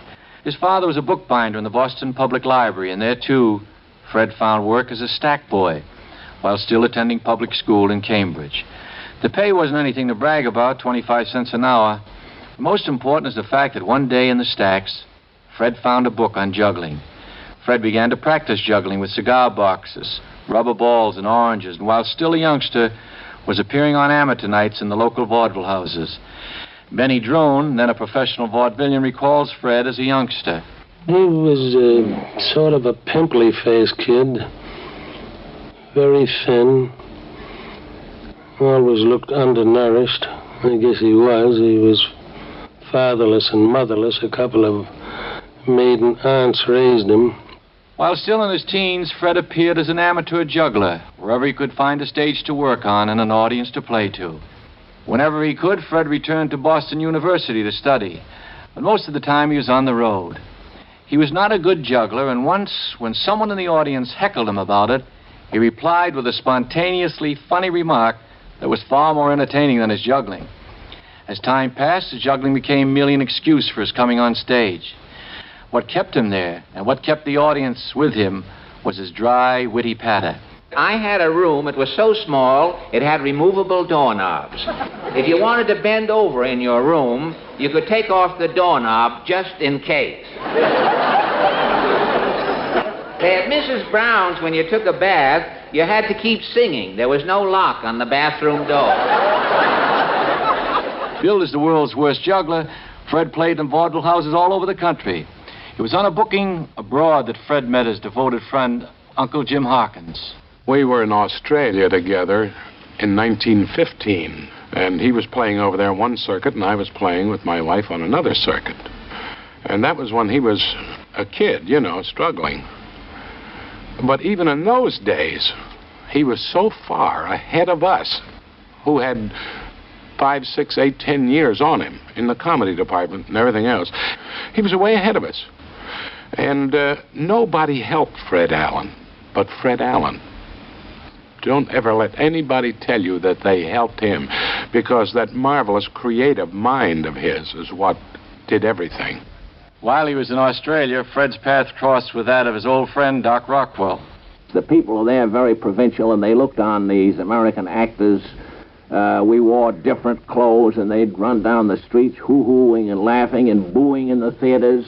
And the ordeal until you finally got through and out of there was terrific. And Fred had quite a little device to annoy the people in the hotels, the hotel proprietors. He made out of rubber, little sheets of rubber. He cut small little things that looked like footprints and made little rubber stamps out of them. And in the hotel, going from the lavatory, the wash bowl, to the bathtub, he would have these little series of footprints that would come out and go over as if they had disappeared down the drain. The life of a vaudevillian was never an easy one, but for Fred, it was especially hard for a very special reason. Uncle Jim Harkins. Fred was canceled, not because he didn't do a good act, but because he wasn't understood. The manager would call up and say, I hate to cancel this kid. I laughed like the dickens. The musicians laughed, the stagehands laughed, but our audience didn't know what he was doing, you see? And as I say, in those days, we'd say to him, look, why don't you try this? You hate to see a kid canceled so many times. You'd say, well, why don't you take some old gags and dish them off a plate, and let the audience in on some of it so they can get a few. He says, no, there must be some intelligent people in this world, and I'm going to hew to that line until I find them. Now, these are days when it took a lot of courage to do that, because don't forget, they were hungry days. They were short dollar days. Fred was born John Florence Sullivan. In vaudeville, he was known variously as Paul Huckle, Fred St. James, and Freddie James. How he became known as Fred Allen is told by Benny Drone. He was up in a booking office. A fellow by the name of Edgar Allen used to book the Fox circuit around New York, and he was looking for work, and the guy says, what do you do? He says, I juggle. He says, go right down to the 14th Street Theater, the Fox Theater down there, and get your stuff down there, and you'll be able to go on for the rest of the day, and it's a split week. you'll get the 3 days' pay. So after he left, the man at the theater called up and said, what's this fellow's name he's sending down? Because we'd like to put his name out with the rest of the vaudeville bill in front of the theater. And this fella, Edgar Allan, said his name is Edgar Allan. And the fellow on the other side thought he said Fred Allen, so out went Fred Allen, and from then on he was known as Fred Allen. Fred made his Broadway bow in the passing show of 1922. Later he appeared in Greenwich Village Follies, Three's a Crowd, and The Little Show. Appearing with him in The Little Show were Libby Holman and Clifton Webb.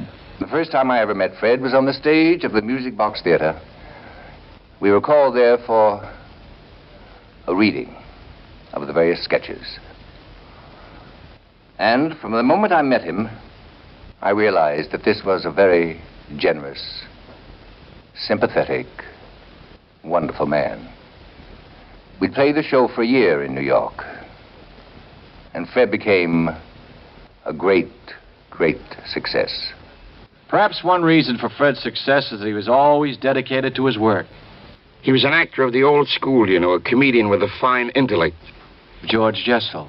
His talents would have stood up in the days of Raymond Hitchcock, Nat Goodwin, Willie Collier, and Julius Tannen on the stage. And the lecture halls, he would have ably held his own with any Will Rogers, Peter Finlay Dunn, and all the other giants of a more literate age. And as I think of him now, I think that Fred would have been more appreciated in the days of swirling capes and low bows. Another longtime friend and admirer of Fred's is John Royal. While many actors were playing the horses or the nightclubs, Fred would be in his dressing room playing the typewriter one finger, either writing for himself or writing for some other artist not so well off who needed some material. He never became competitive with people. Fred never kicked about billing. He never kicked about dressing rooms. All he wanted was a space in one where he could go out and work. Fred never was vicious. Fred found happiness in his work on the stage, but he found an even greater happiness in a person he met there. Fred and Portland were married on May 4th, 1927. It was an extraordinarily happy marriage. And this wonderful woman, she was a great inspiration to Fred, everything he did. Uncle Jim Hawkins. Because he respected her so much. When he would write hour after hour at hour, at any time in the morning, she was with him, always. All night when he'd be writing, and she would set the time for him to take the walks. When she'd say, that's enough, let's take a walk, he would drop everything. There was never any such thing as a squabble in that family, and there was no one ever as married as they were, because they were always together everywhere, no matter where they went. He went nowhere without her, and the same with Portland. She never went anywhere without him. And if they walked down the street and holding hands, you know, it wasn't any silly holding hands. It was a beautiful bond between two people that the average person today with this crazy way of living doesn't understand. In the spring of 1932, after a 2-year run in The Little Show, Fred closed on Broadway. On October 23rd of that year, he appeared in his first radio show. This is Roger White, Fred Allen's producer in the days of the Laugh Club.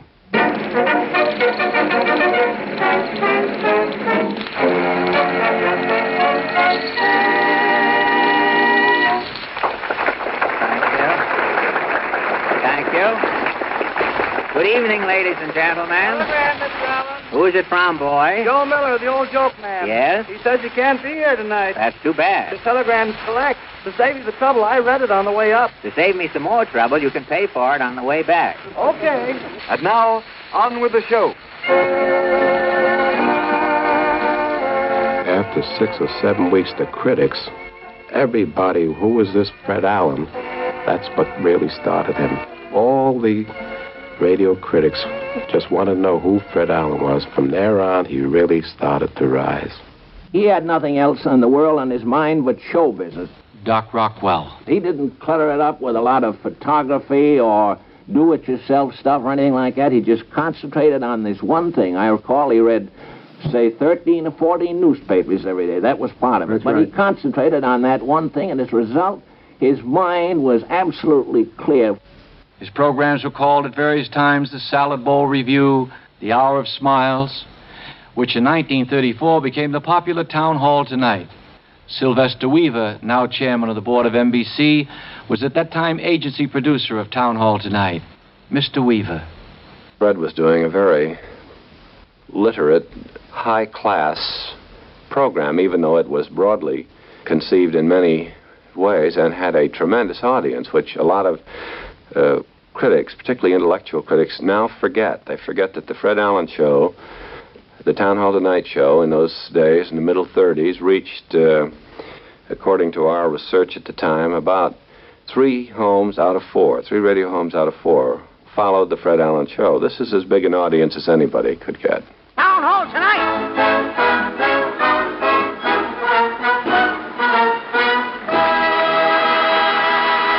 Presenting that greatest giant of joy, that mightiest master of mirth, Fred Allen in person. Thank you. Thank you. I think Tiny's a little free with his adjectives tonight, but I'll try to live up to as much of it as I can. Now, before starting the show, I'll read you the Town Hall Bulletin for tonight. On account of the laundry strike, Madame Dugan, the spiritualist, says that there will be no seance this week. Madam says the laundry hasn't sent back her clean sheets, and she's not going to hold a sloppy seance with her ghosts running around in dirty linen.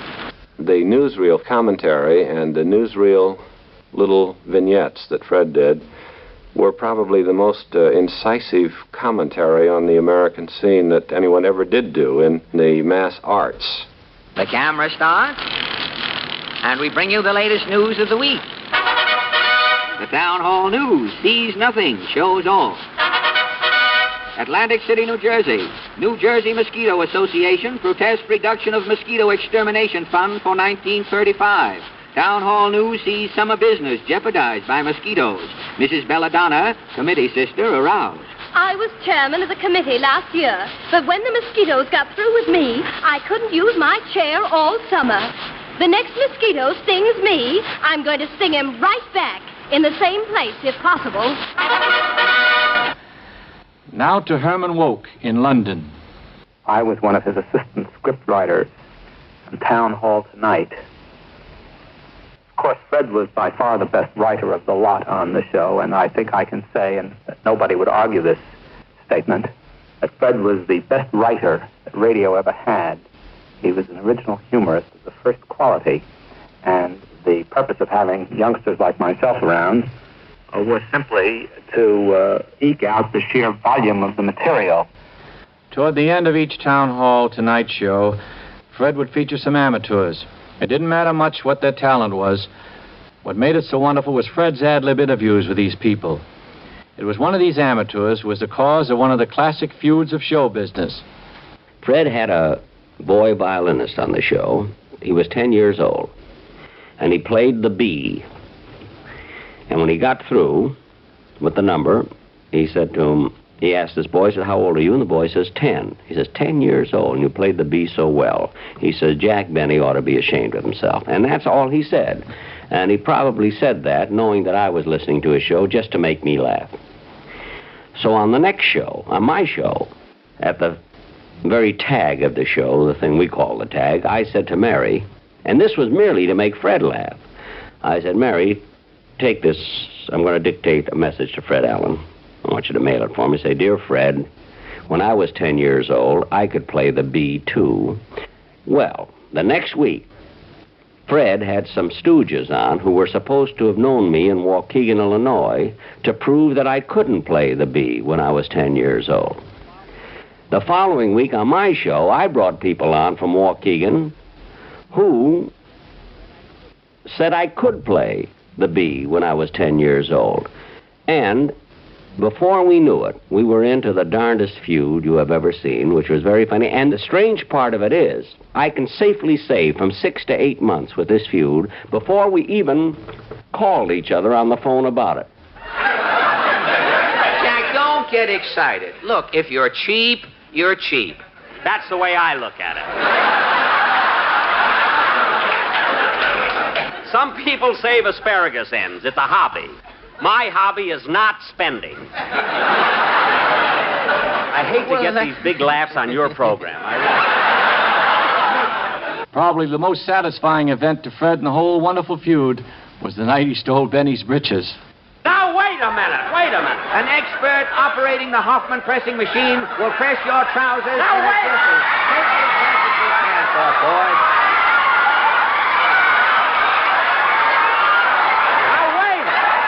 Now, wait a minute, Alan. Keep your shirt on, King. You bet I'll keep my shirt on. We're a little late, folks. Tune in again. Come on, Alan, give me my pants. Quiet, King. Alan, listen to Frank. Where are my pants? Benny, for 15 years I've been waiting to catch you like this. Alan, you haven't seen the end of me. It won't be long now. I want my pants. What made the man so funny? We put this question to John Crosby. A good deal of humor is just truth, just telling the truth. And Fred had that to a very great degree, a greater degree, I think, than most any man I ever saw. Many of his wittiest cracks were just something that was terribly true, but it never occurred to you until he said it. Fred would always pick a big target. John Royal. Because if you're going to be provocative, and he was provocative, he made provocation, and people would take sides and they'd bow, and he went on the basis of using words instead of the old slapstick or the bladder. He would throw custard pies with words. The policies of the major networks in regard to censorship today is much more adult than it was in Fred's early days, so that he was constantly at war with one vice president or another. Fred was a rebel against authority. Pat Weaver. He objected to authority whenever it attempted to interfere with what he wanted to do. Fred actually was not a comedian who used blue material, but the censors were terribly cautious, shall we say, and would frequently read into the line something that was not there. Practically every big-name star was at one time a guest on Fred's show, but it was an unknown guest who brought along an eagle, who set the spark for one of Fred's really unforgettable broadcasts. John Crosby recalls, the night the eagle got loose was something Fred never quite got over. The eagle got loose and committed an indiscretion right on the audience. There were roars of laughter. Whether this really meant anything to this radio audience or not, I don't know, but they kept kidding about it for weeks and weeks later. Well, it was a very large studio, and the eagle was bald-headed, as the American national bird is. But he became excited, and then flying from the stage to the rear balcony, his feathers flew. Needless to say, there have been no more eagles in studios. The eagle has finally come to life. I think as long as Mr. Evans, I want to congratulate you. You were the first one to get a rise out of the eagle since he got up there. And I think as long as the eagle is a bird of prey, that we have just better discontinue the question and start praying. We have a loose eagle in the studio. Mr. Rockefeller's hurriedly building a lot of ad-lib exits here. So much time has been taken up with the Captain Knight around there with a pound of hamburger. Tried to get... Captain Knight was back there with a minute steak a little while ago, but it was too well done, and the eagle sent it back. Now, he just arrived with the proper steak, and I can assure you that Captain Knight has the eagle or vice versa.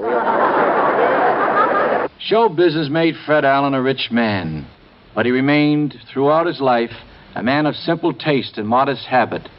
Twice a day, Fred used to stop at a newsstand at the corner of 57th and 7th Avenue and visit with newsboy Stanley Truklinski. He did so much for so many people that so few knew really about. If you looked at his face, it looked so deadpan, unsmiling at times, but yet the man had a heart so much larger than the average person.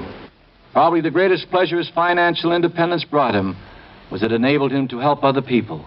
Writer Mort Green recalls an amusing account of Fred's generosity. Fred, for many years, of course, was the easiest touch on Broadway or anywhere else. If a man once played with him in a bill in Topeka, Kansas, he then suddenly considered Fred 40 years later to be his uncle and wrote him a letter saying, "I need money." And Fred, of course, invariably would send it. And so there were many panhandlers around town, actual panhandlers, grifters, who would attach themselves to Fred and meet up with him wherever he went around town. Fred was a tremendous walker, a great walker. And every Sunday he used to go to Mass at St. Malachi's Church on 49th Street. And there was one fellow around town whose name was the Whistler. And he discovered that Fred was going to Mass at 11 o'clock every Sunday. And so he stationed himself along the line of march on 49th Street, a few doors up from the church, in front of a ticket office, a Broadway ticket office. And every Sunday when Fred would come by, he would say, "Hello, Fred," and Fred would say, "Hello, Whistler," and hand him $2. And this went on for a long time. As a matter of fact, it became such a routine that the Whistler got himself a little job in the ticket office running tickets for them. And one Sunday, Fred showed up, and there was no Whistler.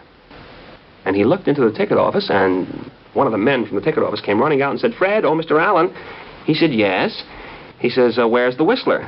And the man said, "Well, today was his birthday, so he took the day off. Would you give me the $2 for him?" And Fred said, yes, I would. And he handed him the $2 and started away. And then as an afterthought, he came back and he said, "Oh, by the way," said Fred, "would you tell the Whistler that I'm going to the coast for 8 weeks?" He says, "Here's $16 and I'll see him when I get back." John Crosby. He was always a target for out-of-work actors, and he used to carry, I remember, 3 or 4 different bundles of money, and he knew where the $5 bills and the $10 bills and the $1 bills were. He was a constructive giver, too. He wasn't a soft touch. He was an understandable touch. Uncle Jim Hawkins. Here's what you call constructive help. Fella come up and he says, "Jim, could I see Fred?" Well, now, he's an old-timer, you know, a fellow about 50. And, well, he says, "Tell you the truth, they're going to put the slug in the lock over at that flea bag that I'm living at over at 8th Avenue. He says, "If I don't get $30, he says, I'll be carrying the banner, you know." Well, I says, one thing before I ask him now. Did you ever play on the bill with Fred? "Oh," he says, 30-some years ago, but he wouldn't remember, Jim. I says, "Wait here a minute." I went in, Fred was busy writing, and I said, "Listen, do you ever remember an act named so-and-so and so-and-so?" "Oh, yes, Jim, yes. Gee, that was 30-some years. You know, he had the marvelous faculty of being able to reach into that pigeonhole and bringing that out." "Yes," he says, sure, nice act, too. Why?" "Well," I says, "he's here now, wants to see you." He says, "Well, sure, be glad to see him." He said, "Is this clamping the dentures?" You know, that's the bite. That was his expression for putting the bite on. I said, "Yes, it is." "Oh, sure, send him in." Now the fella comes in. "He's Mr. Allen?" Fred says, "It wasn't Mr. 30-some years ago at the Princess in Chicago and in Rockford and Joliet, Illinois." "Gee," he says, "I didn't think you could remember." He says, "Why not? You did a good act. You were nice people. Now, what's your problem?" He told him in the hotel. Needed $30. He says, "I hate to do it," but he says, "I don't know." Well, he says, "We can take care of that. That's no problem. But what are you going to do?" Well, he says, "I'm all washed up as far as show business is concerned. I know that. Eh? And I'm willing to work, but I can't get a job." "Well, what kind of work?" "Well, he says, I'm handy around a gas station. You know, I'm not clever, but I'm handy around cars and things like that." So Fred gave him $100, a C note. Now, he set that man up in that job. He asked him if he needed any more money. He didn't. But the nicest part of the whole thing, he took that gas station telephone number, and once every week for almost a year, he would call it, and let's say for the want of a name, "Is this Hunt's gas station?" "Yeah." "This is Fred Allen. Could I talk to my friend Tom Bailey?" Only to give that fellow a standing among a lot of strangers. Fred loved to eat, and he was especially fond of people who made an art of preparing and serving good food. Sue Chan recalls, "Once I remember, which I never forget, my place was burned down. So he called me at home right away. He said, 'Sue, I'm awfully sorry, heard that your restaurant burned down. What can we do?' I said, 'Fred, everything gonna be all right.' He said, 'Well, you know, Porty and I, not much money, but we have a little bit put on the side. In case you need it, you can have it.' So I told him, I said, 'Fred, I appreciate it. I might count on you, but I don't need it yet.' So after we opened, and during the building, every day he passing by, he never failed to walk in, to peek in, and look in, see how progress we're doing. The day first we open, he returned. He come to congratulate us. This kind of thought and helpful and thinking toward people, I doubted very many that we're able to find today.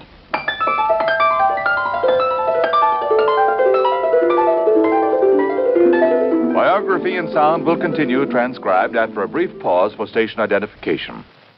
69 years ago, May 29, 1956, Biography in Sound, here on Classic Radio Theater with Wyatt Cox. In just a moment, we'll hear the conclusion.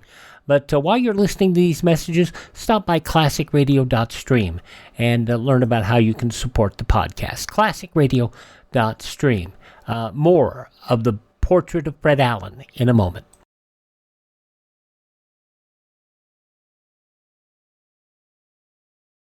Every family should have a home shelter area. Every family should stock that shelter area with a 2-week supply of food and water. Prepare now to survive disaster.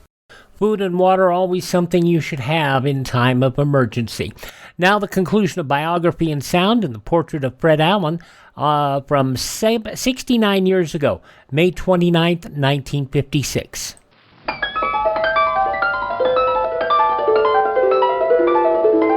A Portrait of Fred Allen continues. Our narrator, Jack Haley.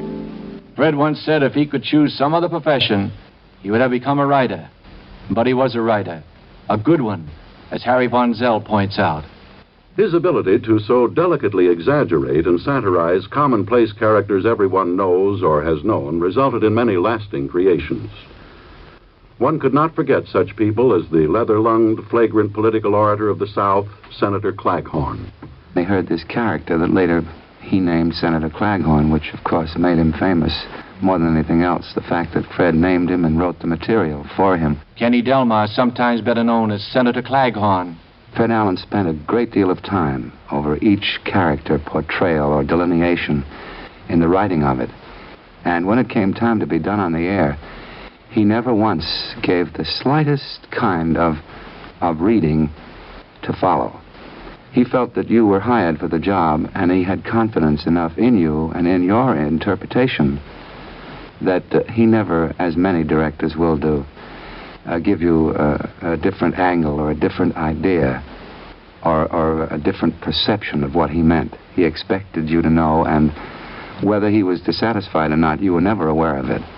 In other words, Fred Allen was never, in the sense that we come to think of it now, a boss. He was always a friend. And, of course, this made his shows and his rehearsals the most unusual, the most dignified. Another member of the Alley, Alan Reed, who played Falstaff Openshaw. It was a wonderful device that Fred created, Allen's Alley. He always based his humor on current events, on topical things, which is why he was able to last so long and maintain so high a standard. He didn't have to dig in joke files and find jokes. He made his own jokes about things that were happening. Well, Portland, here we are back in Allen's Alley. Say, the senator's home tonight. His hound dog is curled up there under the porch. See it? Somebody, I say, somebody now. Yes, I know. Claghorn's the name, Senator Claghorn. I know. You're from Dixie. When I eat crackers in bed, I only eat Georgia crackers. Now, wait a minute. When I leave New York, I always take the South Ferry. Now, wait a look. Way down upon the Swanee River. Look, you're a little... I'm singing Swanee song. Well, I know what you're singing. Show some reverence, son. Kneel down and uncover. Now, wait a minute. Now, I wonder how Titus Moody is doing. Howdy, Bub. You're starting to sound like Dennis Day, Titus. Tell me, Mr. Moody, do you have any trouble sleeping? I only half sleep. Half sleep? I got short eyelids.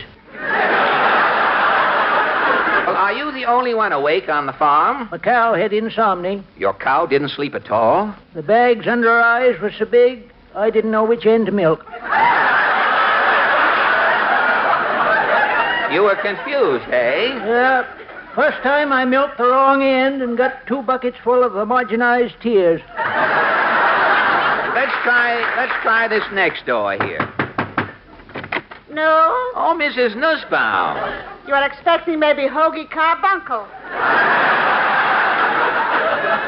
Tell me, Mrs. N, do you have trouble sleeping? Who could sleep? Every night with his dreaming, my husband Pierre is waking me up. He dreams, huh? Always his different things. Dreams these different things? How do you mean?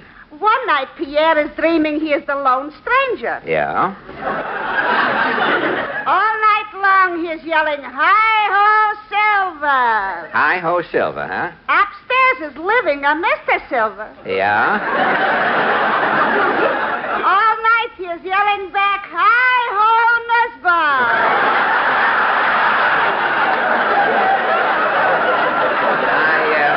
Hi, buddy. How do you do? Ajax Cassidy. What is that green flag with the gold harp on it, Ajax? Erin Gobra.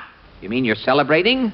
Haven't you heard the news, you heathen infidel? Ireland is free. Have you been celebrating all week? Me boy, as soon as word reached Kerrigan's, we all drank a toast to the Republic. Yes. Then we drank a toast to Eamon de Valera. Yes. Next, a toast to King George. Yes. Then a toast to Martin Downey. Yes. Then a voice said, this drink is on the house. On the house? How we all got up there, nobody knew. Ajax, you are in bad shape. I'm not long for this world.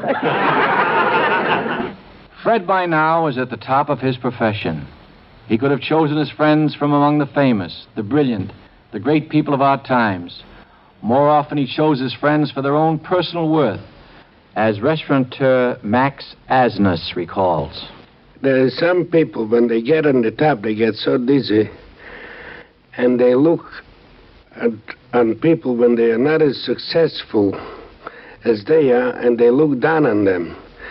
But Fred was a type that nobody was ever too small for him. He was never too big for anybody. He used to come in my place, and when he used to come in, you know, there are some people want privacy. He loved people, and that's the reason people loved him. He used to come in my place, he used to eat turkey and matches and orange juice. He was a good citizen, a good showman, and a good friend. This is Jimmy Durante. Fred and I used to patronize the same restaurant, Luigini's on 48th Street, an Italian restaurant. Every other night that I used to go into Luigini's, Fred would be there at his regular table. So one night, he said, Jim, he says, come on in the kitchen with me. He says, I'm going to cook my own macaroni. So he goes into the kitchen. I goes in with him. Luigini goes in with him. And he puts the macaroni in the boiling water. And as we're talking and talking, all of a sudden, the bowl overflows and the joint is flooded with this water. So Luigini threw his boat out of the kitchen, and he was served that night at his regular table. Fred ate in my place for 31 years and a half. Luigino. When he come in my place, he ate a big bowl of salad, special Luigino dress, with the cheese, with the Italian prosciutto. He call a ham, call any way you like, but that's called prosciutto. Now, next plate, they eat the Freddy is a big plate of spaghetti. A plenty garlic. All my place is smell garlic. I don't say stink. It's my smell garlic. Anyhow, plenty. Oh yes, my place is smell nice, you know. Oh yes, you gotta love that man because he don't bother nobody. He's a very plain artist and a sincere man. Very sincere. Fred got a lot of pleasure out of writing to people, and witty and wonderful letters they were. Dennis Day. When anyone received a letter from Fred Allen out here on the coast, it was like getting a first edition. Everyone would get a call, say, I want you to come over and read the letter, because it was invariably, there was such a funny letter. He loved to keep in touch with people, and he, you know, all of his letters were in small letters. He never used any capitals, but they were always gems of wit. Yes, and gems of wit they were. Goodman Ace. It was in one of the many acerbic letters I got from Fred when I was in Hollywood that he wrote his now famous description of the West Coast. California, he said, is a wonderful place to live if you happen to be an orange. One day I asked Fred why he always typed in lowercase. Doesn't the shift key on your typewriter work, Fred? And he said, yes, but I've never been able to shift for myself. In spite of the fact that Fred lived directly across the street from a fashionable athletic club, he preferred to exercise at a YMCA several blocks away. Sometimes Harry Toogan would go over to the Y with Fred. Fred was a creature of habit and routine, and anything that disturbed his habit disturbed him very much. His habit even went so far as to follow him into the gymnasium. I used to go to the YMCA with him about twice a week.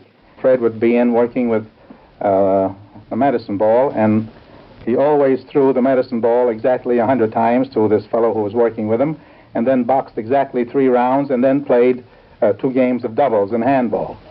And I remember once when he got a phone call after he'd only thrown about 50 medicine balls, and we had to leave in a hurry for some conference with an agent. And for the rest of that week, Fred was complaining about how he hadn't had a chance to work out that week and felt sluggish and not up to par. It was routine, and he had to stick with it. One of Fred's pals at the YMCA was Joe LeGray. We boxed, I guess about 10 years together, 2 or 3 times a week. Every once in a while, there'd be a check in the mail from me, $100 or $200. You never knew what it was going to be, even though I never expected anything. It was my pleasure. He was some man. Another YMCA buddy, Mike Jakes. Fred did call us his stable, and we all liked the idea. We liked the name stable. It seemed to bring us so much closer to him. It's a funny thing. As soon as Fred would hit the West Side YMCA there, things were quiet there until Fred got it, and then everybody seemed to be so enthused when they'd see him come in, because he always had a smile on his face and always something funny to say. Most of the year you'd find Fred either at some radio studio or hunched over a typewriter getting next week's shows ready. But when vacation time came around, he enjoyed going to Maine and visiting old friends there. I'm Bill Mullen from Old Orchard Beach, Maine. I've known Fred Allen for over 20 years. I can always remember our golfing at the Orchard Beach Country Club summers. And, of course, Fred never played golf because he never did anything he wasn't perfect in, and, of course, golf wasn't one of them. But on these golfing outings, Fred would caddy for Rear Admiral Father Bob White. And one summer, a song was very popular called Doing the What Comes Naturally. And Fred made a verse up to this song that he dedicated to Father White. And I can remember it so well. It goes like this. Father White shoots very tight, tough shots he won't risk 'em. When he misses, all he says is Dominus Vobiscum. My wife and I came to this country in 1946. And so it could be true to say that we came in just for the last act. A very glorious last act. James Mason. He was, in a sense, our welcoming committee. He gave us help in our life in New York. He helped us to feel at home in America. But most of all, he made us feel good. He made us feel good in this new country that we'd come to live in. He made us love New York. He made us love America. By no positive propaganda, I assure you. He just made us feel at home. An endearing picture of Fred as the American in Paris is recalled by Tallulah Bankhead. When Fred Allen and I worked together for 2 years on the big show, he was certainly the Rock of Gibraltar to all of us. And I remember, as I think you probably all know, who've read so much and heard so much about him, he was a deeply religious man. And every Sunday we'd break between about 10 and 11:30, and he and his beloved Portland would go to church. And I'd always say, well, darlings, burn a candle for me. And when we went to London and Paris to do the big show, when we were in Paris, Fred was a great walker, and he very rarely took a taxi or a car, and he wanted to find a church, and I asked him, couldn't I give them a lift in my car? And we had a French chauffeur, and he drove them to this beautiful church. And as Fred got out, he said, you think we'll need an interpreter in there? Mort Green and George Foster. In Paris, he came up with some of the funniest lines I personally have ever heard. He said that the food in Paris is served in flames. For the first time, the American in Paris enjoys food he can read by. He also had the great lines about the money. He said that, you know, French money is made of ridiculously thin paper. And he said that it was the thinnest paper he'd ever seen in public.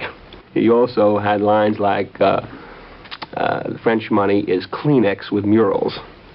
He said he'd been blowing his nose in it for 5 days before he found out it was money. Practically nothing was sacred in that respect to Fred, and many people mistook this as bitterness, which it was not at all. It was the man's innate sense of what was comic and what was attackable in any given situation, and this included, incidentally, himself. One of the great classics, humorous creations, came about when Fred and Tallulah satirized a Mr. and Mrs. Breakfast team. Hey, knucklehead. Get out of that bed. We've got a program to do. Will you quit yapping? 6 o'clock in the morning. Who's up to listen to us? A couple of garbage collectors and some burglars, maybe. What a racket. Well, if you want to go back to hustling gardenias in front of Charles, go right ahead. Yeah, and what were you? Queen of the powder room at the brass rail.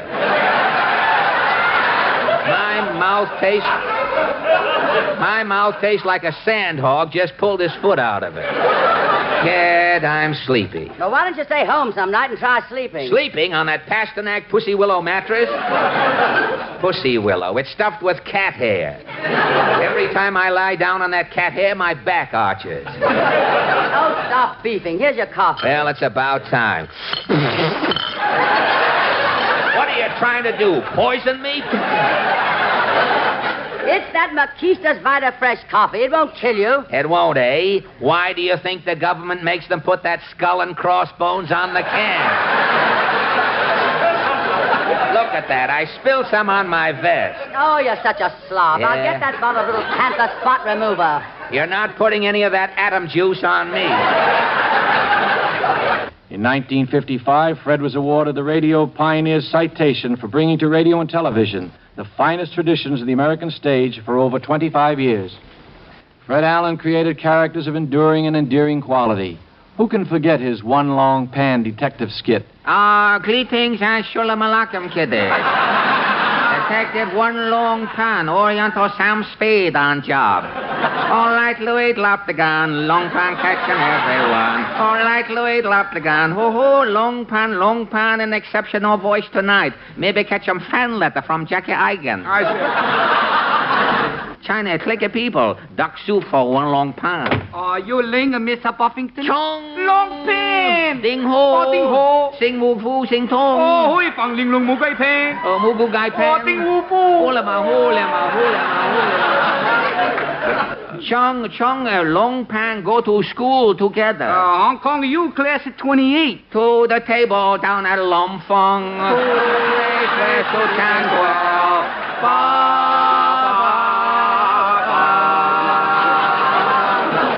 Now let's relive Fred's traditional Christmas show. You see, being Santa Claus is just a pain in one century after the other.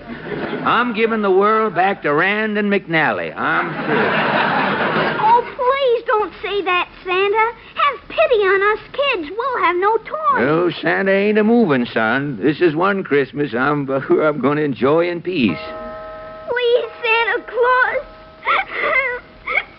Oh, shucks. Hush your crying, son. Hey, Ma. Yes, Santa? Where's my mittens, my bag, my reindeer, my sleigh? Santa, you ain't a-going. Yep, I'm a-going, Ma. Honest, Santa Claus. Yep, son, I changed my mind. Oh, thank you, Santa. Christmas ain't Christmas without Santa Claus. I'm giving the world one more chance. Can I have a statement for all the kiddies, Santa? You bet you can, Sonny. Just say, it's Merry Christmas. Hi-oh, Donder. Hi-oh, Blitzen. He always had a little dab of humor. I call it little dabs because he issued them in dabs. You couldn't pin Fred down. He would have a dab of humor for everything. Herb Schreiner. Fred had one bit of philosophy which I think is worth remembering, along with a great deal of his humor, and that was that He once said that if you want what you have, you'll always have what you want.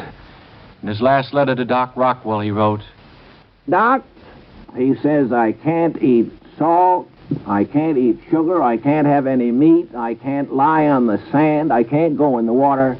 I may just as well stay down here and stay in a closet. And sort of a prophetic little part he had in there, I don't know how it came up, but he says the way to live is to live each day as if that day may be the last, and someday you'll be right. His close friend, Donald Voorhees, remembers Fred at this time of his life.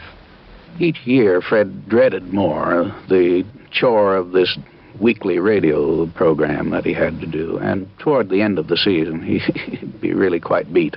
As a matter of fact, that brought on no question but what that brought on, the hypertension, high blood pressure, because it got to be more and more of just a dreadful chore as time went on, because Fred would never settle for repeats or imitations. Fred looked at television with a jaundiced eye. I have been in vaudeville, I have been in the theater, I've been in motion pictures, and I have been in radio. Currently, I am in trouble. Trouble spelled sideways is television. Television has not only changed the lives of the performers, but the lives of many innocent people. I heard of a sad case where, after a couple got married on the Bride and Groom television program, they learned that their marriage will not be legal in 12 states for 6 weeks until the kinescope is shown there. In spite of his jokes about television, the medium appealed to his show business blood, and he couldn't stay away from it. Mr. Weaver. Talent like Fred's was needed by television, and if it had not been for his health, he would have, I'm sure, lightened up his formula, and the Town Hall Tonight or its television version would have become one of the great classics of TV. All his life, Fred had wanted to be a writer, and it was a source of great happiness to him that his Treadmill to Oblivion became a bestseller. When he died, he left behind an unfinished autobiography, which he wrote in a small, dusty office he rented for Mort Green and George Foster. One of the most touching things was coming back to this office the Tuesday after Fred had died. He'd been there on Saturday. We hadn't been in the office for, 6 or 7 days. And we never quite were sure when Fred had been in the office. We knew he was there every day, and yet there was never any sign that Fred had occupied this place, except if you knew Fred. Everything was neat as a pin. The dust was still neat. He disturbed so little, and yet disturbed so much with his tremendous talent. But personally, he was the most methodical in the finer sense of what methodical means, rather than against the drudgery sense of it. We walked in that following Tuesday and opened the refrigerator, and there were the 2 bottles of apple juice and the 4 or 5 pieces of fruit and the little container of cottage cheese. And in the bottom of the wastebasket, which was quite clean, were a few little shavings from the pencils he had sharpened, the last pencils he had sharpened. But when I opened the secretary drawer, and in it were 12 brown paper bags neatly folded. These were the bags with which he had brought to work the fruit, the apple juice, and so on. He never threw them away in case we might possibly need them. And on the big show, there was a theme song written by Magic Wilson that we always ended the show with. And I would like to end this tribute by quoting the last line on the big show. May the good Lord bless and keep you until we meet again. Good night, darling.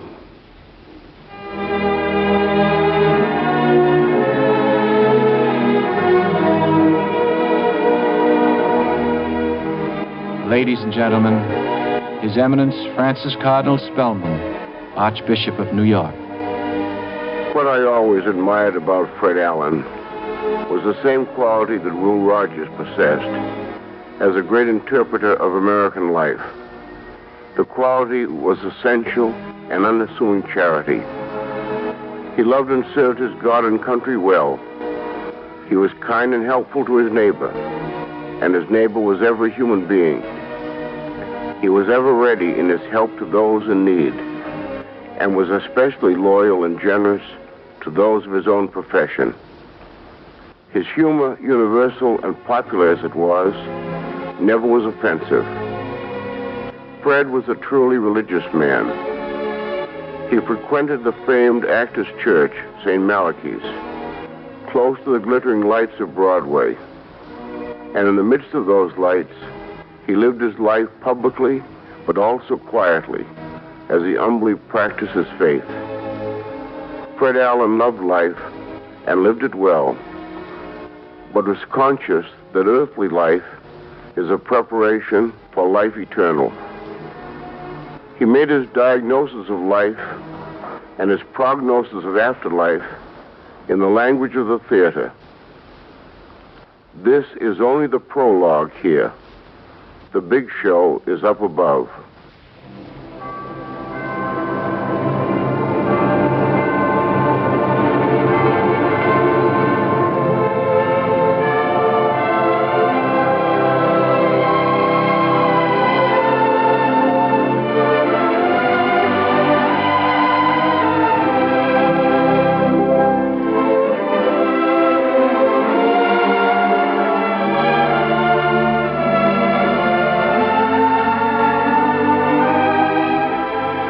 You have been listening to Biography in Sound, which tonight presented transcribed a portrait of Fred Allen. We wish to express our appreciation to our moderator, Jack Healy, and to the few of Fred's many friends who appeared on the program.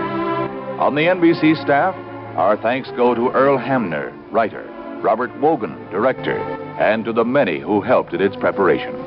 This is Ed Herlihy. This has been an NBC Radio Network production.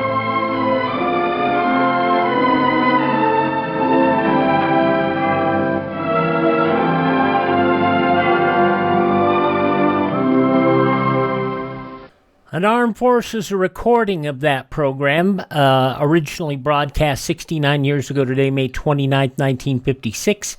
Biography in Sound, a portrait of Fred Allen, here on Classic Radio Theater with Wyatt Cox. Up next, well, and the reason for the particular music, may the good Lord bless and keep you, that was the theme, the closing theme for The Big Show, which Fred had a part of, along with Tallulah Bankhead, during the tail end of his radio career. Alrighty, we're going to head and see what's going on in the household of Vic and Sade in just a moment.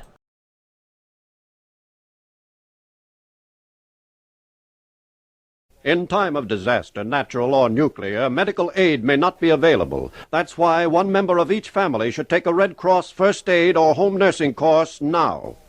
Excellent advice to this day, whether or not it has anything to do with nuclear attack. Okay, let's have an episode of Vic and Sade.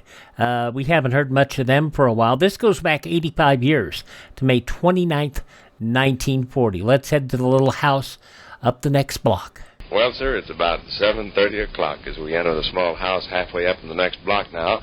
And here in the living room, we find Mr. and Mrs. Victor Gook settling themselves for a quiet evening at home. Oh, young Rush Gook is present also, and his mother, who regards him with considerable severity, is saying, "Did you hit him?" Wasn't a very hard hit. But you did hit him. More of a shove than a blow. Your mother has warned you on several previous occasions to lay off nicer, hasn't she, Inkstein? He makes me so darn mad. Well, then why do you associate with him? Yeah, there's a good question. Listen, Willie, you've heard me talk about this a good many times already, so there isn't much use going all over it again. But I want you to quit fighting nicer Scott. I mean that now. Kids' squabbles makes parents' squabbles. There's nothing I hate worse than being on the outs with my next-door neighbors. Now, you've been told and told and told about quarreling with Nicer. When's that finally going to penetrate into your head? I don't start the quarrels. Well, you're always the one that does the hitting. Sure, because Nicer goads me to the point where flesh and blood can no longer stand in. You. Flesh and blood, my foot. Well, what do you let yourself be goaded for, Thumbtack?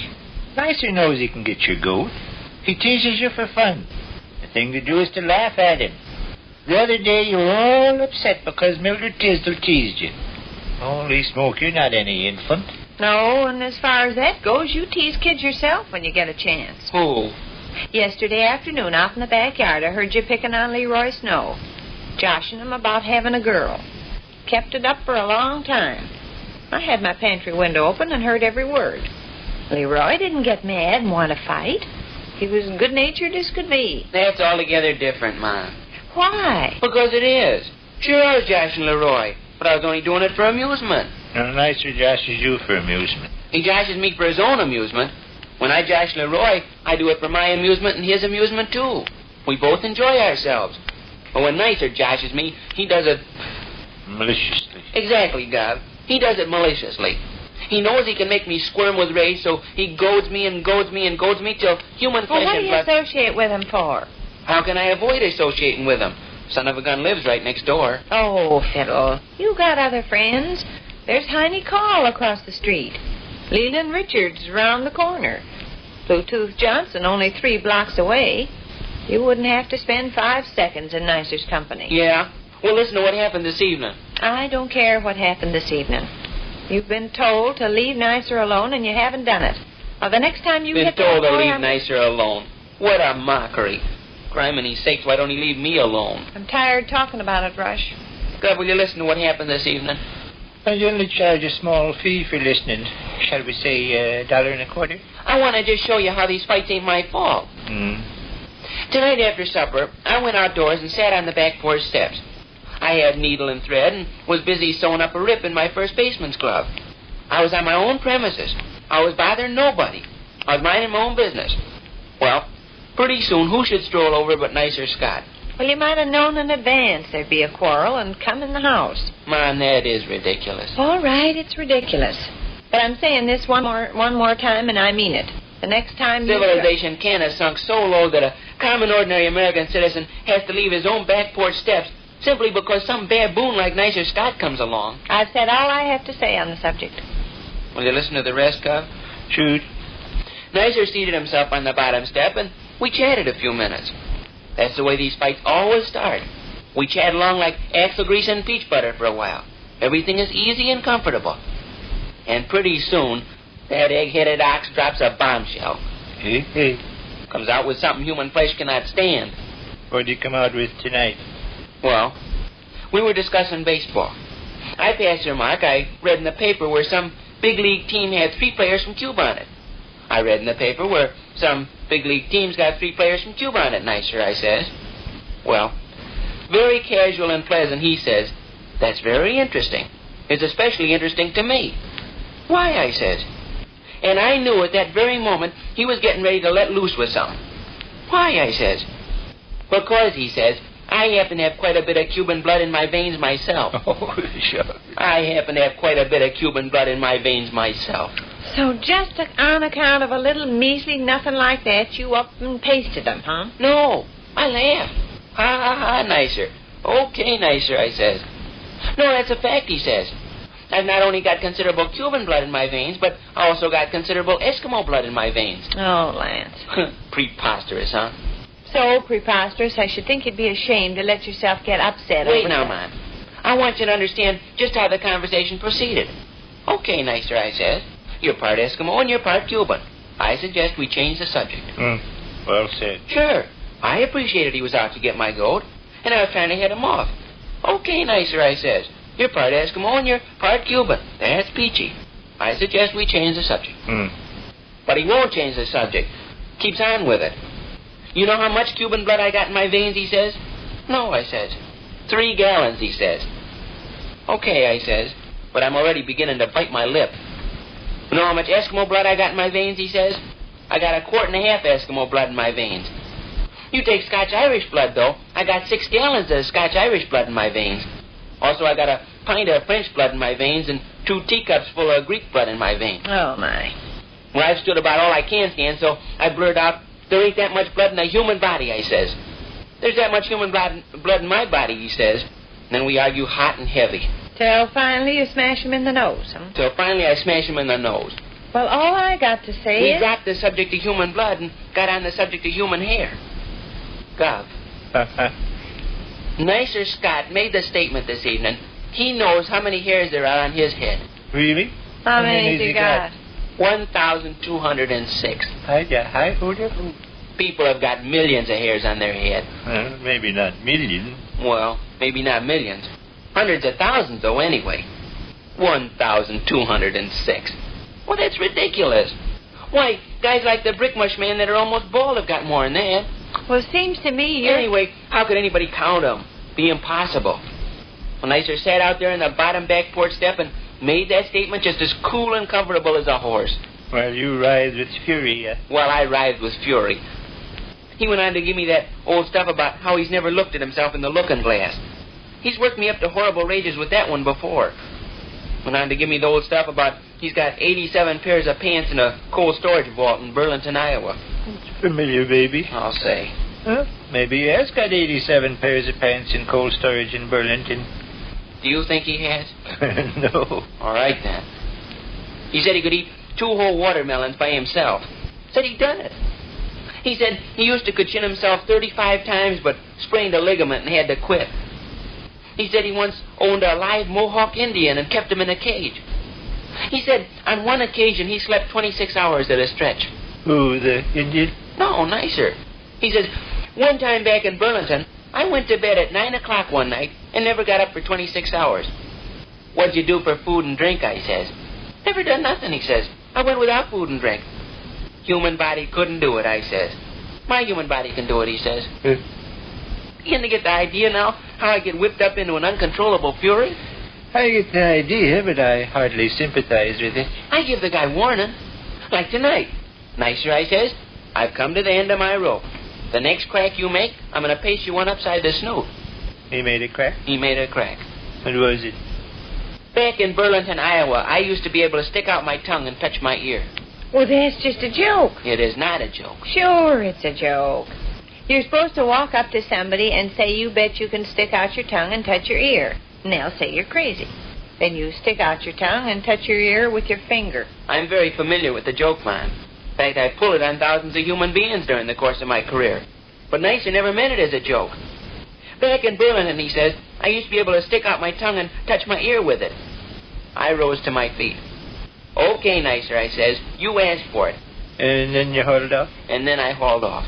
Pasted him one upside the snoot, eh? Pasted him one upside the snoot. Did he cry? Never actually cried. Just jumped up and down and called me names and hollered how he was going to summon the police and have me thrown in prison. And then he went home? Then he went home. I felt bad about it. I knew I'd get bawled out by you people. Well, it won't happen again, will it? I don't know, Mom. What do you mean you don't know?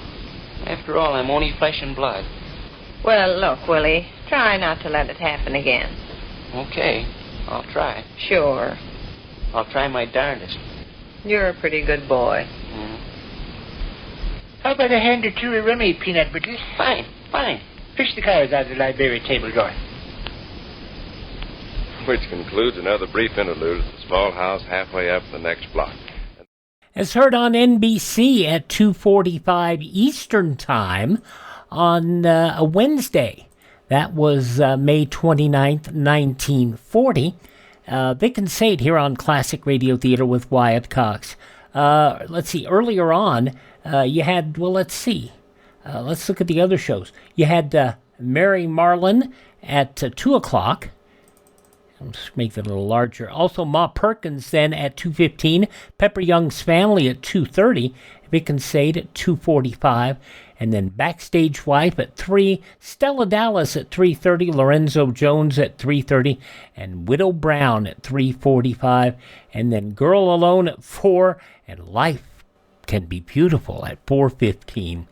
Oh, my goodness. All those wonderful old-time radio soap operas.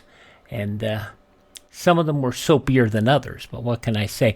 Vic and Sade regularly broadcast anywhere from 1932 to 1944, continued periodically until 1946, went to television twice, in 1949 on NBC and 1957 locally in Chicago. The show was heard on every network at one point in time, NBC, CBS, the Blue Network, which then became ABC, and Mutual. So it was all over the place there. A little background on Vic and Sade here on Classic Radio Theater with Wyatt Cox. Join us tomorrow for more fun. Actually, it won't be fun because we'll be dealing with crime and Memorial Day. With Counter Spy, This Is Your FBI, The Green Hornet, Anthology, and Against the Storm.